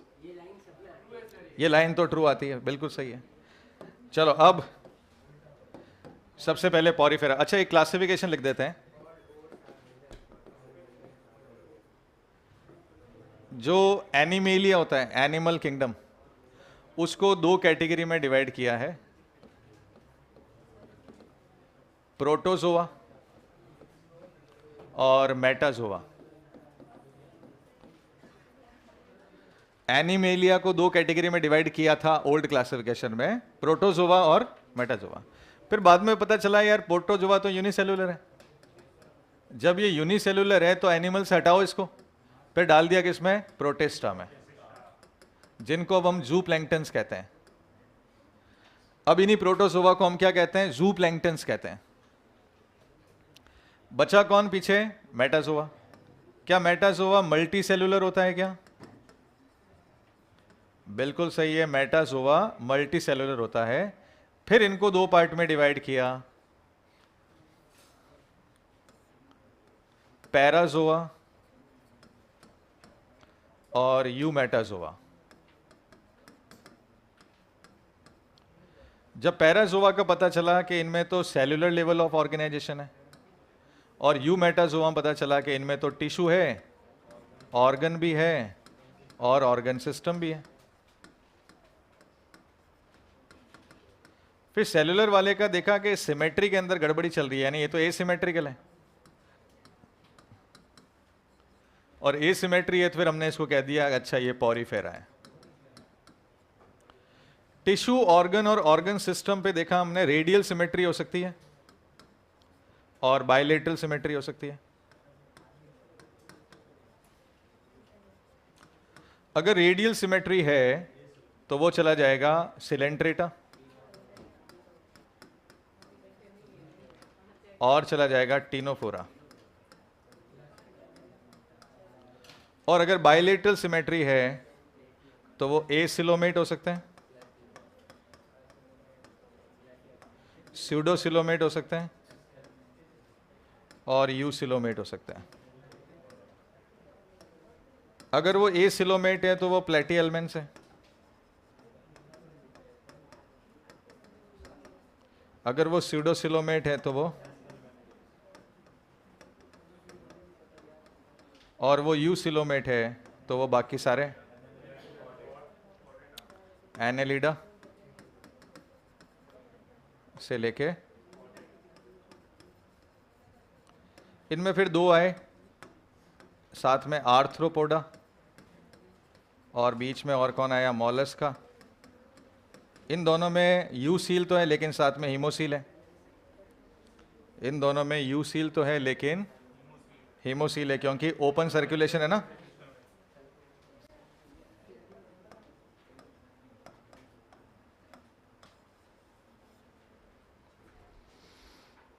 ये है इनका क्लासिफिकेशन। तो वापस देख लो क्या क्लासिफिकेशन हमने लिखा है। एनिमेलिया को पहले डिवाइड किया था प्रोटोजोआ और मेटाजोआ में, फिर पता चला कि भाई प्रोटोजोआ तो सिंगल सेल वाले ऑर्गेनिज्म है। सिंगल सेल वाले ऑर्गेनिज्म को आप एनिमेलिया में कैसे रख सकते हो, तो उसको उठा के किस में डाल दिया, प्रोटिस्टा में। अब इन सिंगल सेल वाले एनिमल्स को हम क्या कहते हैं, जू प्लैंक्टन्स कहते हैं, क्योंकि प्रोटिस्टा में all planktons are placed in Protista kingdom. Plant वालों को फाइटोप्लैंक्टन, एनिमल वाले को जू प्लैंक्टन्स कहते हैं। फिर मेटाजोआ जो मल्टी सेल वाला है उसको आगे और दो क्लास में डिवाइड कर दिया, पैराजोआ और यूमेटाजोआ। जो पैराजोआ है वो सेलुलर लेवल के होंगे और एसिमेट्रिकल होंगे और पॉरीफेरा होगा, ये फाइलम है इसका। और यूमेटाजोआ जो है वो टिश्यू ऑर्गन सिस्टम का हो सकता है।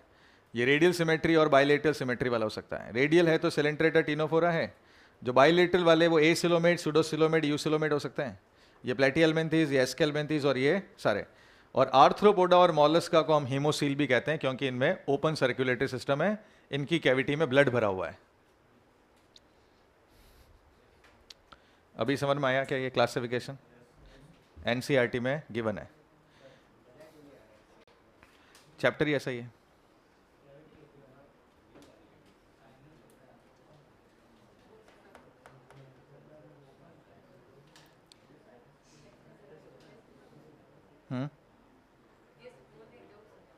अच्छा, ये हो गया जोक अपने आप में। देखो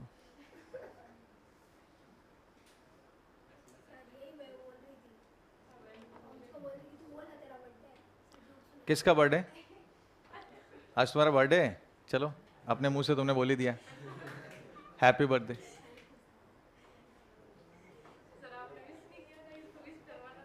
हाँ, बाकी किसी ने विश नहीं किया तुम्हें क्लास में, सबने किया, चलो बहुत अच्छी बात है। गौरव तुमने विश किया,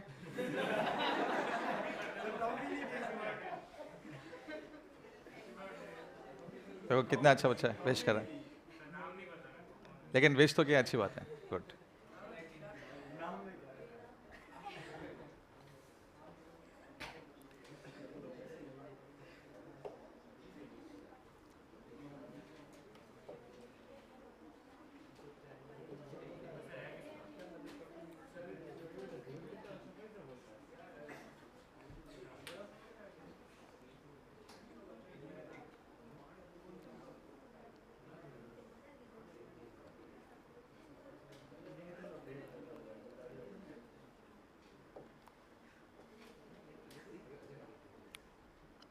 तो सूडो सेगमेंटेड कौन है, सूडो सेगमेंटेड टीनिया सोलियम है ना, फॉल्स सेगमेंटेशन। और सूडो सेगमेंटेशन भी वही है, या सूडो सिलोमेट है। तुमने क्या बोला, तुमने कौन सा एग्जांपल बोला अभी, हाँ नहीं, अभी किसी ने एस्केल्मेंथिस भी बोला सूडो सील में और सूडो सेगमेंटेड में फर्क है ना।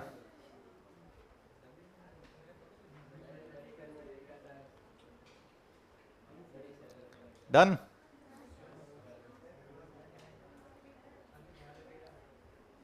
तो नोटोकॉर्ड कार्टिलेजिनस होती है, नोटोकॉर्ड कार्टिलेजिनस होती है। वर्टिबल कॉलम भी कार्टिलेजिनस होती है, होती है ना, अभी बताया था मैंने, वर्टिबल कॉलम भी कार्टिलेजिनस होती है, बोनी भी हो सकती है। समरी ने भी विश किया तुम्हें हैप्पी बर्थडे टू यू, देखो आप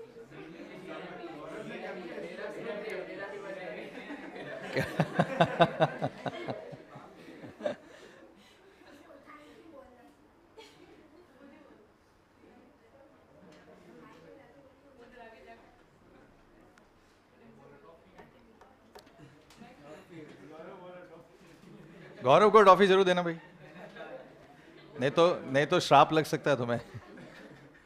गौरव ने विश किया तुम्हें बहुत अच्छी तरीके से, एक बार नहीं 3 बार विश किया था उसने, तो उसको टॉफी देनी पड़ेगी तुम्हें।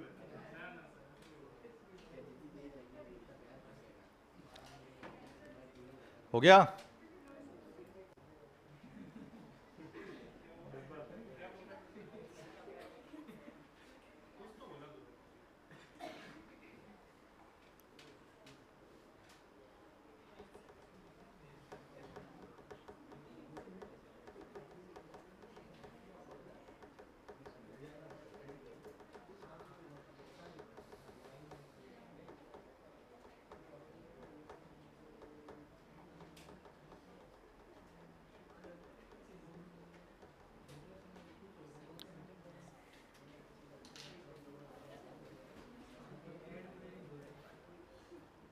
हो गया?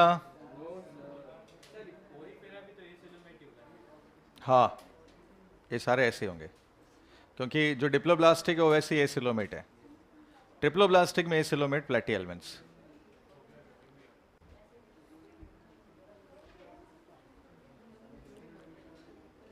हटा दूं?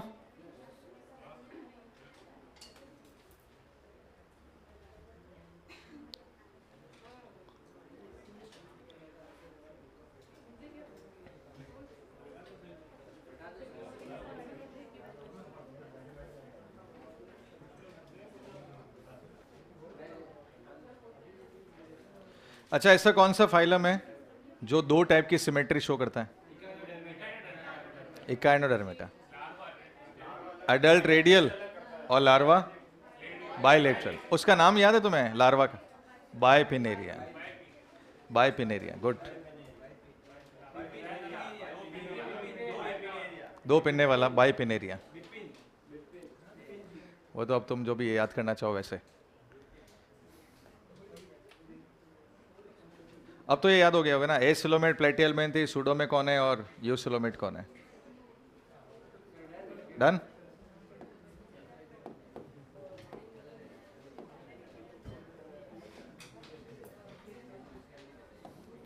चलो पॉरीफेरा।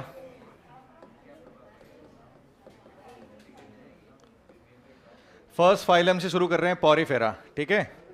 अब इसका नाम पॉरीफेरा क्यों है पता है? ये पोरी का मतलब है पोर, यानी जिसकी बॉडी में पोर होता है, इस पोर का नाम है ऑस्ट्रिया। जिसकी बॉडी में पोर या ऑस्ट्रिया होगा उसको आप क्या बोलोगे? पॉरीफेरा। ये मोस्टली मरीन होते हैं। मोस्टली कैसे होते हैं? मरीन। और almost all are sessile. Sessile का मतलब होता है फिक्स्ड।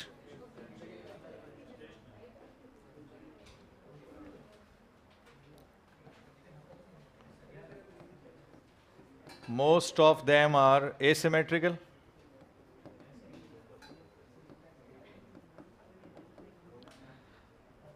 देखो बाकी तो बहुत सिंपल सिंपल से सेल्यूलर लेवल ऑफ ऑर्गेनाइजेशन और ये सारे, ये वापस लिखने की जरूरत तो है नहीं अपने को। अपने को पता है ना, ये सेल्यूलर होता है, लूज सेल मास होता है, लेबर का डिवीजन होता है, ये सारी बातें अपने को पता है। अब डायरेक्ट पॉइंट पर आते हैं। इनकी बॉडी में 2 डर्म्स हैं।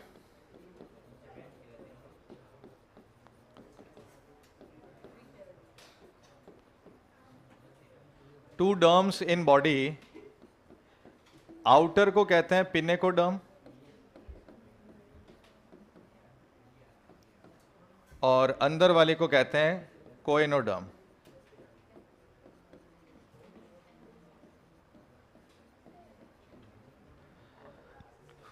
तो इनकी बॉडी में बाहर ऐसी फ्लैट सेल्स होती है।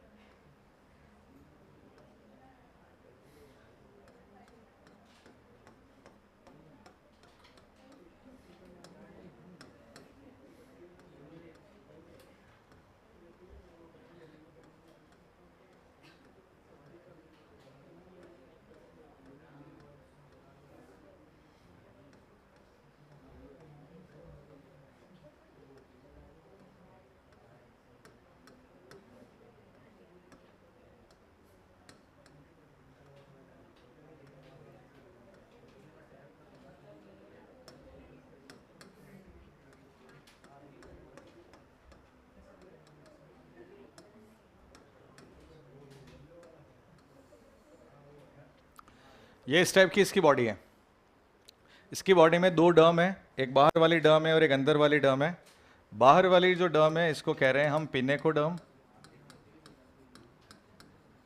और पिनेकोडर्म इसलिए बोल रहे हैं क्योंकि ये जो सेल है इसका नाम है पिनेकोसाइट, और जो पिनेकोसाइट है वो है फ्लैट सेल। ये वाली जो सेल है इसको बोलते हैं ऑस्टियोसाइट, और इस ऑस्टियोसाइट की वजह से ये है पोर, इसको कहते हैं ऑस्टिया।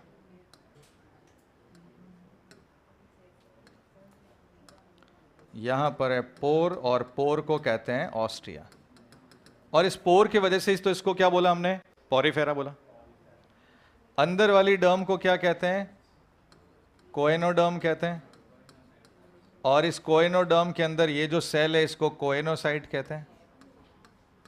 कोएनोसाइट को कॉलर सेल भी कहते हैं, या फिर इसको फ्लैजिलेटेड सेल भी कहते हैं, या फिर हम इसको और कौन से सेल कहते हैं, फ्लैजिलेटेड सेल कहते हैं। ये अंदर की जो सील है इसको स्पॉन्जोसील कहते हैं, और ये जो एग्जिट है इसको ऑस्क्यूलम कहते हैं,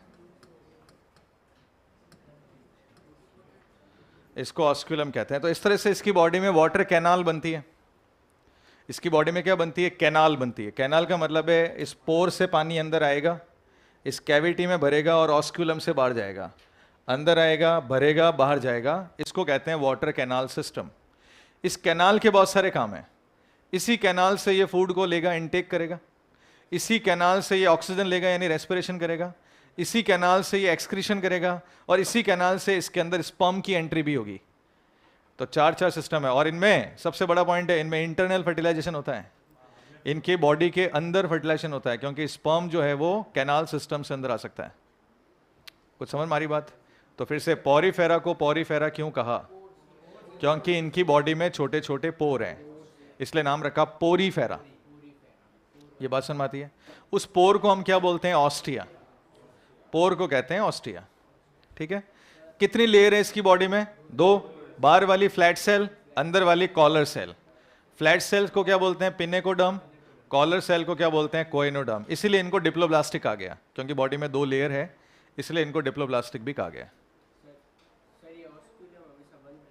खुला रहता है, ऑलवेज ओपन। नहीं, इनमें देखो फ्लैजिला दिख रहा है तुम्हें, कॉलर सेल के अंदर फ्लैजिला पानी को धक्का मारता है, धक्का मारता है तो पानी ऊपर से बाहर निकलता है। जैसे पानी बाहर जाएगा ऑस्ट्रिया से पानी अंदर आएगा, जैसे बाहर जाएगा ऑस्ट्रिया से पानी अंदर आएगा। वो भी खुला ही है।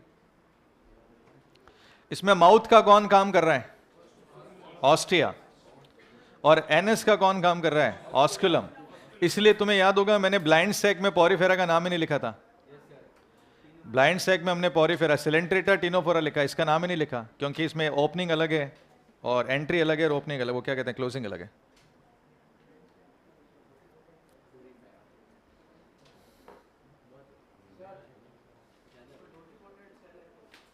किसमें, हाँ है ना, अभी आएगा।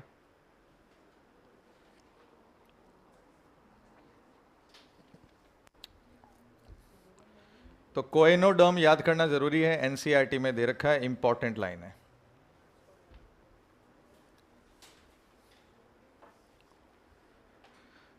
मोस्टली मरीन है, most of them are asymmetrical है, almost all are sessile and fixed, दो डर्म्स हैं। मोबाइल कुछ ऑर्गेनिज्म ऐसे जो तुम्हें पता ही नहीं, जो सिंगल सेल वाली रहे, जिनमें दो तीन सेल एग्रीगेट होकर रह गई, यानी जो प्रिमिटिव पॉरीफेरा थे वो मोटाइल थे, जैसे वो मल्टी सेलुलर हुए वो सेसाइल हो गए।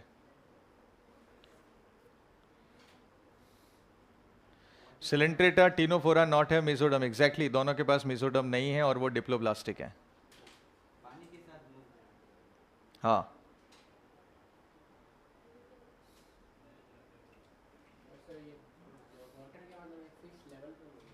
पानी के अंदर नीचे रॉक्स पे चिपके हुए होते हैं। रॉक्स नहीं पता, पानी के अंदर, हाँ बॉटम के अंदर।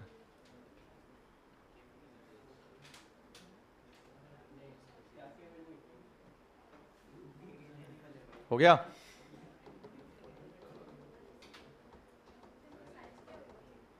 बहुत छोटे होते हैं, एमएम के अंदर।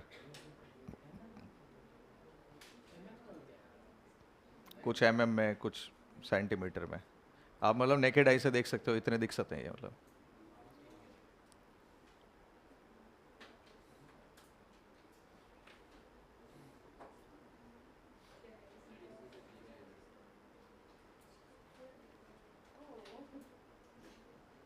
इनके कुछ मेंबर मोटाइल थे, इसका एविडेंस कॉलर सेल से है, क्योंकि कॉलर सेल में फ्लैजिला है।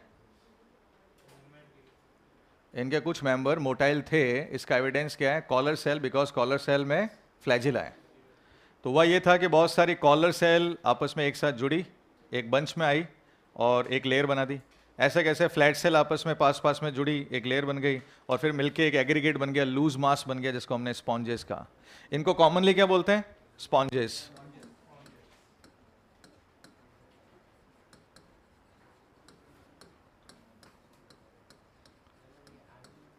कॉमनली हम इनको स्पॉन्जेस कहते हैं।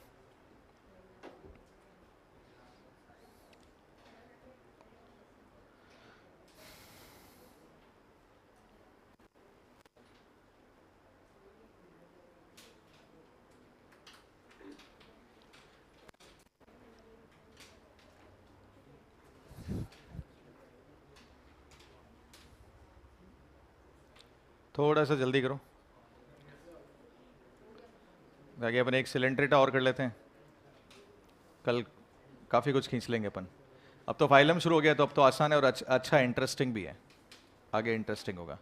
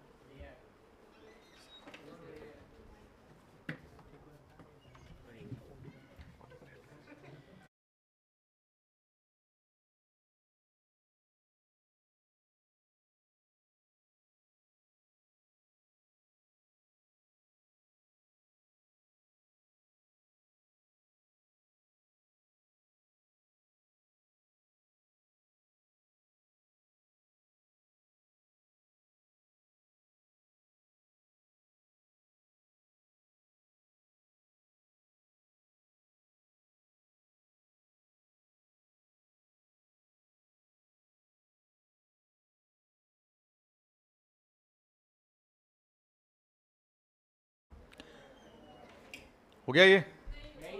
तो फिर इतनी देर से तुम क्या कर रहे थे? कर लो कर लो।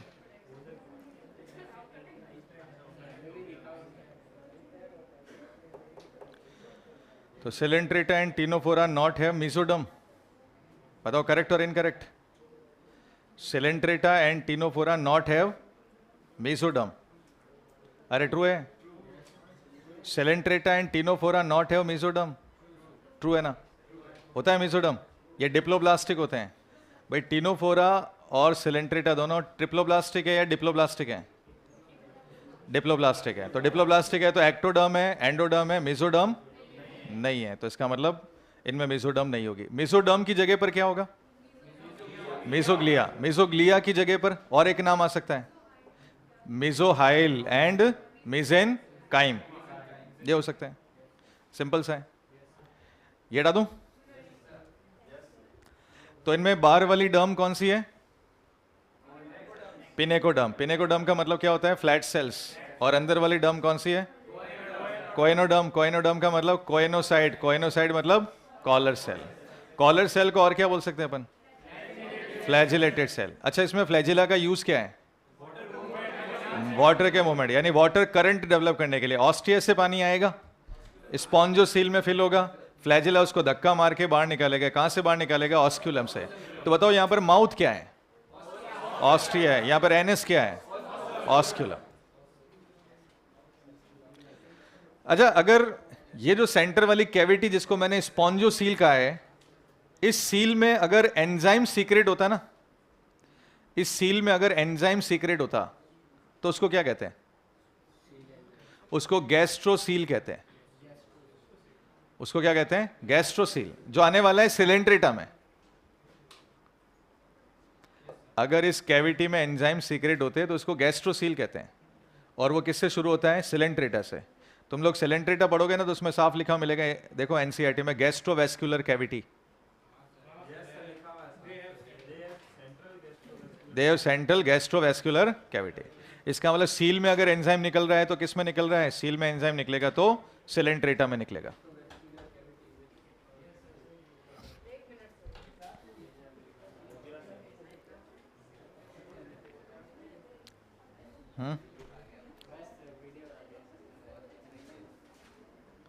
अच्छी बात है।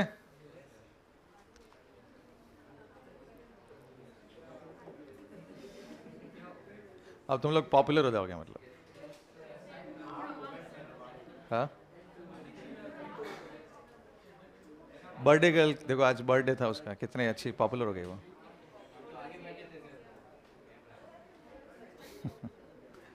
ये 18 में कितना टाइम लगाओगे? जल्दी करो जल्दी, अपन चाहते हैं जितना जल्दी सिलेबस होगा उतना जल्दी रिवीजन होगा। हो गया? अच्छा, इनमें डाइजेशन कैसे होता है? इनमें डाइजेशन इंट्रासेल्युलर होता है। इनमें डाइजेशन कहां होगा? सेल के अंदर। और कौन सी वाली सेल में होगा? कोएनोसाइट।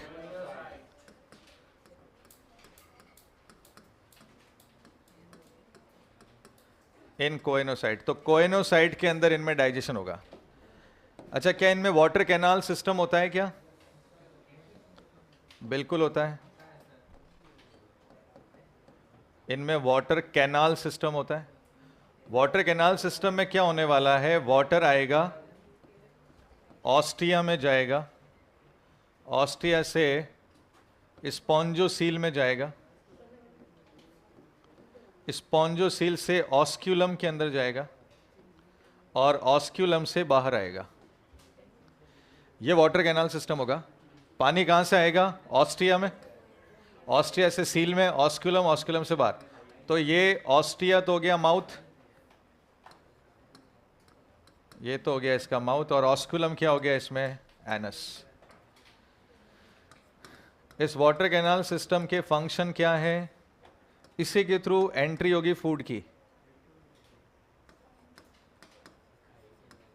एंट्री ऑफ फूड, दूसरा रेस्पायरेशन, तीसरा एक्सक्रीशन, और fourth entry of sperm.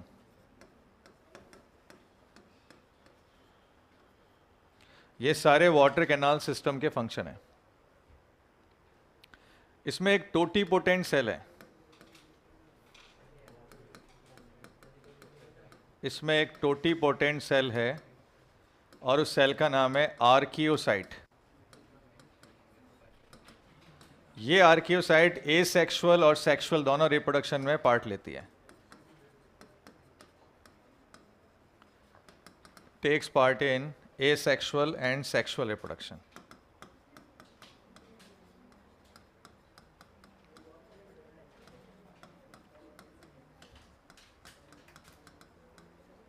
Asexual और सेक्सुअल रिप्रोडक्शन में पार्ट कौन लेने वाली है? ये totipotent cell archaeocytes. Asexual reproduction कैसे होगा भाई? एसेक्सुअल रिप्रोडक्शन इसका कैसे होने वाला है? बाय फ्रेगमेंटेशन, याद रखेंगे, वेरी इंपॉर्टेंट, बाय फ्रेगमेंटेशन। अच्छा, क्या इसके मेंबर यूनिसेक्सुअल होते हैं या बाइसेक्सुअल होते हैं? बाइसेक्सुअल यानी हर्मेफ्रोडाइट होते हैं।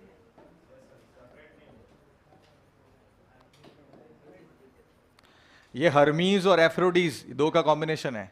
हर्मीज को कहते हैं ग्रीक गॉड, एफ्रोडीज को कहते हैं ग्रीक गॉडेस। तो गॉड और गॉडेस का टर्म एक साथ में मिलाया और इनको बना दिया हर्मेफ्रोडाइट, यानी मेल फीमेल टुगेदर। ऐसा कैसा अगर प्लांट में होता तो कहते हैं मोनोशियस, है ना। यहाँ पर हम वर्ड यूज में ले रहे हैं हर्मेफ्रोडाइट। और फर्टिलाइजेशन कहाँ होगा? फर्टिलाइजेशन इंटरनल होगा। और डेवलपमेंट कैसा होगा? इनडायरेक्ट। डेवलपमेंट कैसे होने वाला है?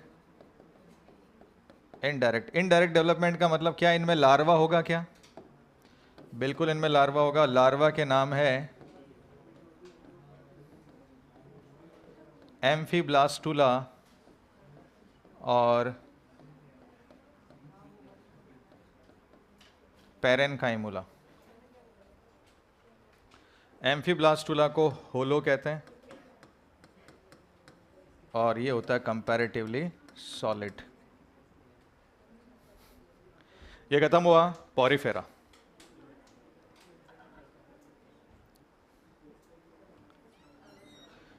तो वाटर कैनाल सिस्टम समझ में आया तुम्हें?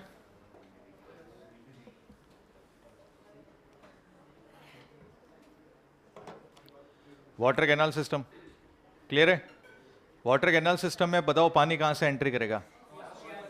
ऑस्टिया से स्पॉन्जोसील, स्पॉन्जोसील से ऑस्कुलम, ऑस्कुलम से आउट। ठीक है ना? तो ऑस्टिया, ऑस्टिया के बाद में स्पॉन्जोसील, ऑस्कुलम और आउट। इसके थ्रू ही फूड अंदर एंट्री करने वाला है। वाई? ऐसा क्यों है? नहीं, इसका कारण है क्योंकि ये सेसाइल है, ये अपनी पोजीशन पर फिक्स्ड है। जब कोई ऑर्गेनिज्म अपनी पोजीशन पर फिक्स्ड होता है तो फिर वो फूड की कैप्चरिंग कैसे करेगा? तो फूड लेने के लिए इसके पास में क्या हो गया? वाटर कैनाल सिस्टम हो गया। तो डिजॉल्व्ड फूड इसी के थ्रू अंदर आएगा।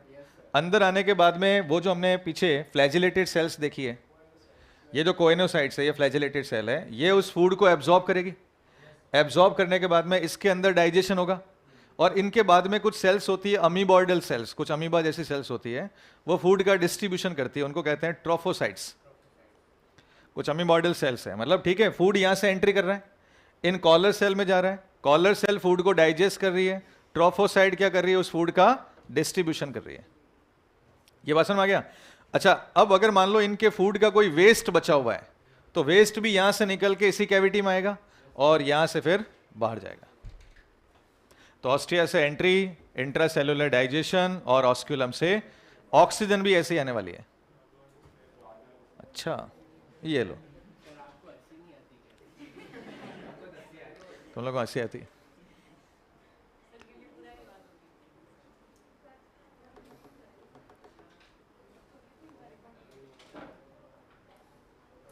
फेमस हो जाओगे तुम लोग, मेरे साथ रहोगे तो हो जाएगा, तुम लोग फेमस हो ही जाओगे।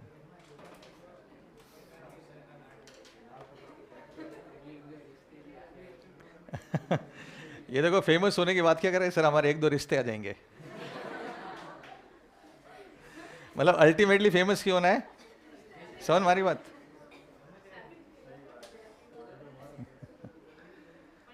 फ्यूचर की सोच रहे हैं, मतलब पहले ही।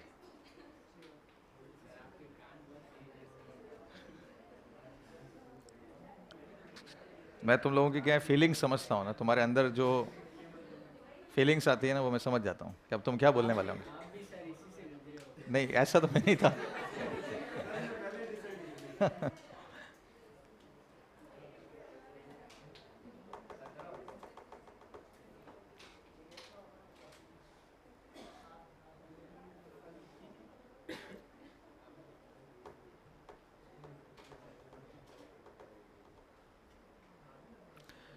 तुम लोगों ने वो 12th का फर्स्ट चैप्टर पढ़ा होगा ना, रिप्रोडक्शन इन ऑर्गेनिज्म। उसमें वो जेम्यूलेशन का एक डायग्राम दे रखा है, उसको बनाने वाली भी ये ऑर्कियोसाइट्स ही होती है, जिनको एंडोबर्डिंग्स कहते हैं। लेकिन यहाँ पर बर्डिंग को ए सेक्सुअल रिप्रोडक्शन नहीं बता रखा है, या फ्रेगमेंटेशन को बता रखा है। तुम एनसीईआरटी पढ़ोगे ना तो पता चलेगा कि बॉडी में यहाँ फ्रेगमेंटेशन मेन ए सेक्सुअल रिप्रोडक्शन है, बर्डिंग की जगह पर ए सेक्सुअल रिप्रोडक्शन बाय फ्रेगमेंटेशन। अब इसके मेंबर देख लेते हैं, पॉरीफेरा खत्म। तुम लोग ऐसे चलोगे तो बहुत टाइम लगेगा, तो एक काम करें, मैं एनसीईआरटी से एक्सप्लेन कर देता हूं।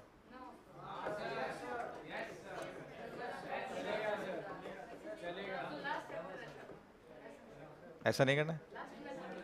चलो, कुसुम इमोशनल हो गई है एनिमल किंगडम के लिए, तो फिर अपन पूरा पढ़ लेंगे। नहीं, फिर पूरा ही करेंगे, चलो कोई नहीं।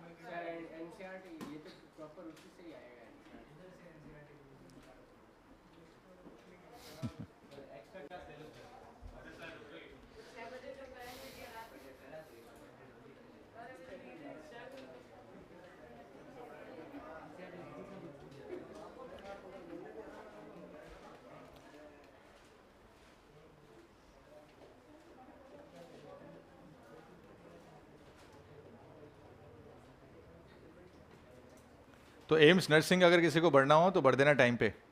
इसके भी 2-3 रजिस्ट्रेशन फेज़ हैं, फेज़ 1, फेज़ 2, तो बढ़ना चाहो तो बढ़ सकते हो।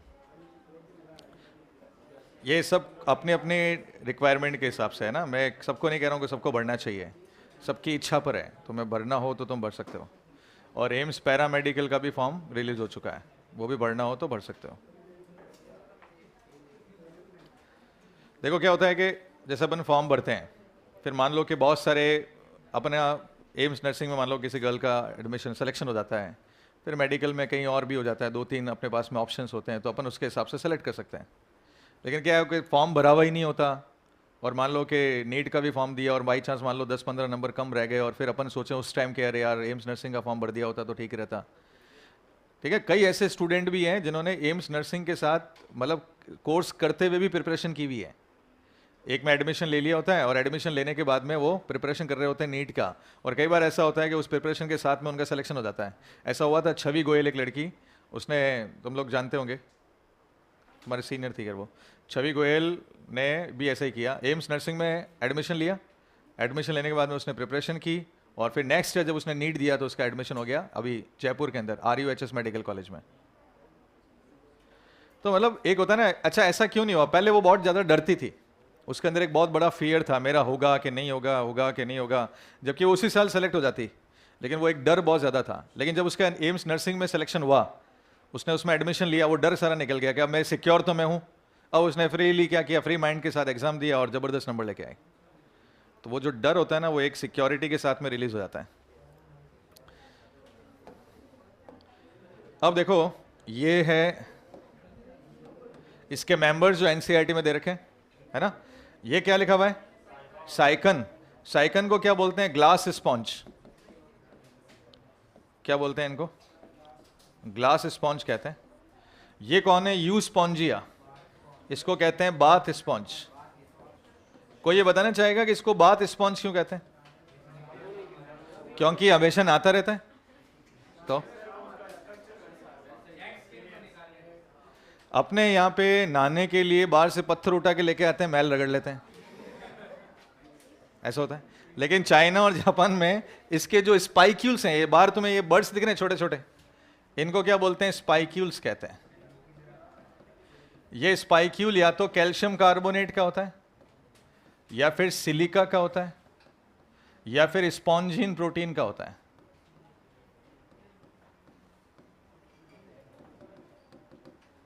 तो ये जो स्पाइक्यूल्स हैं या तो कैल्शियम कार्बोनेट के होते हैं, या सिलिका के होते हैं, या स्पॉन्जिन प्रोटीन के होते हैं। ये फिर स्क्रबर के जैसे काम आते हैं, इसलिए इसको बाथ स्पॉन्ज कहते हैं। इसी टाइप से एक और लिखा हुआ है स्पॉन्जिला, इसको कहते हैं fresh water sponge. Fresh water sponge, ये याद होना चाहिए, ये आने लायक क्वेश्चन है। विच of the following is fresh water sponge? तो आंसर क्या जाएगा, स्पॉन्जिला। बाथ स्पॉन्ज कौन है, यू स्पॉन्जिया। इसके अलावा 2 मेंबर और याद रखोगे तुम लोग, एक का नाम है यू प्लेक्टेला। यू प्लेक्टेला जिसको वीनस फ्लावर बास्केट कहते हैं, वीनस फ्लावर बास्केट कहते हैं, या फिर ब्राइडल गिफ्ट इन जापान।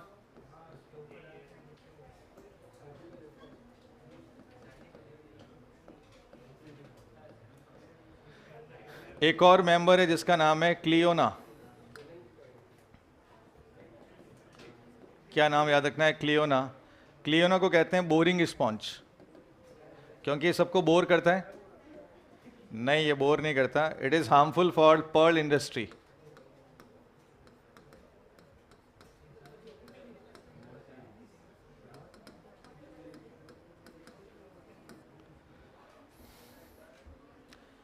तो साइकन को हम कह रहे हैं ग्लास स्पॉन्ज, यू स्पॉन्जिया को कह रहे हैं बाथ स्पॉन्ज, और स्पॉन्जिला को कह रहे हैं फ्रेश वाटर स्पॉन्ज।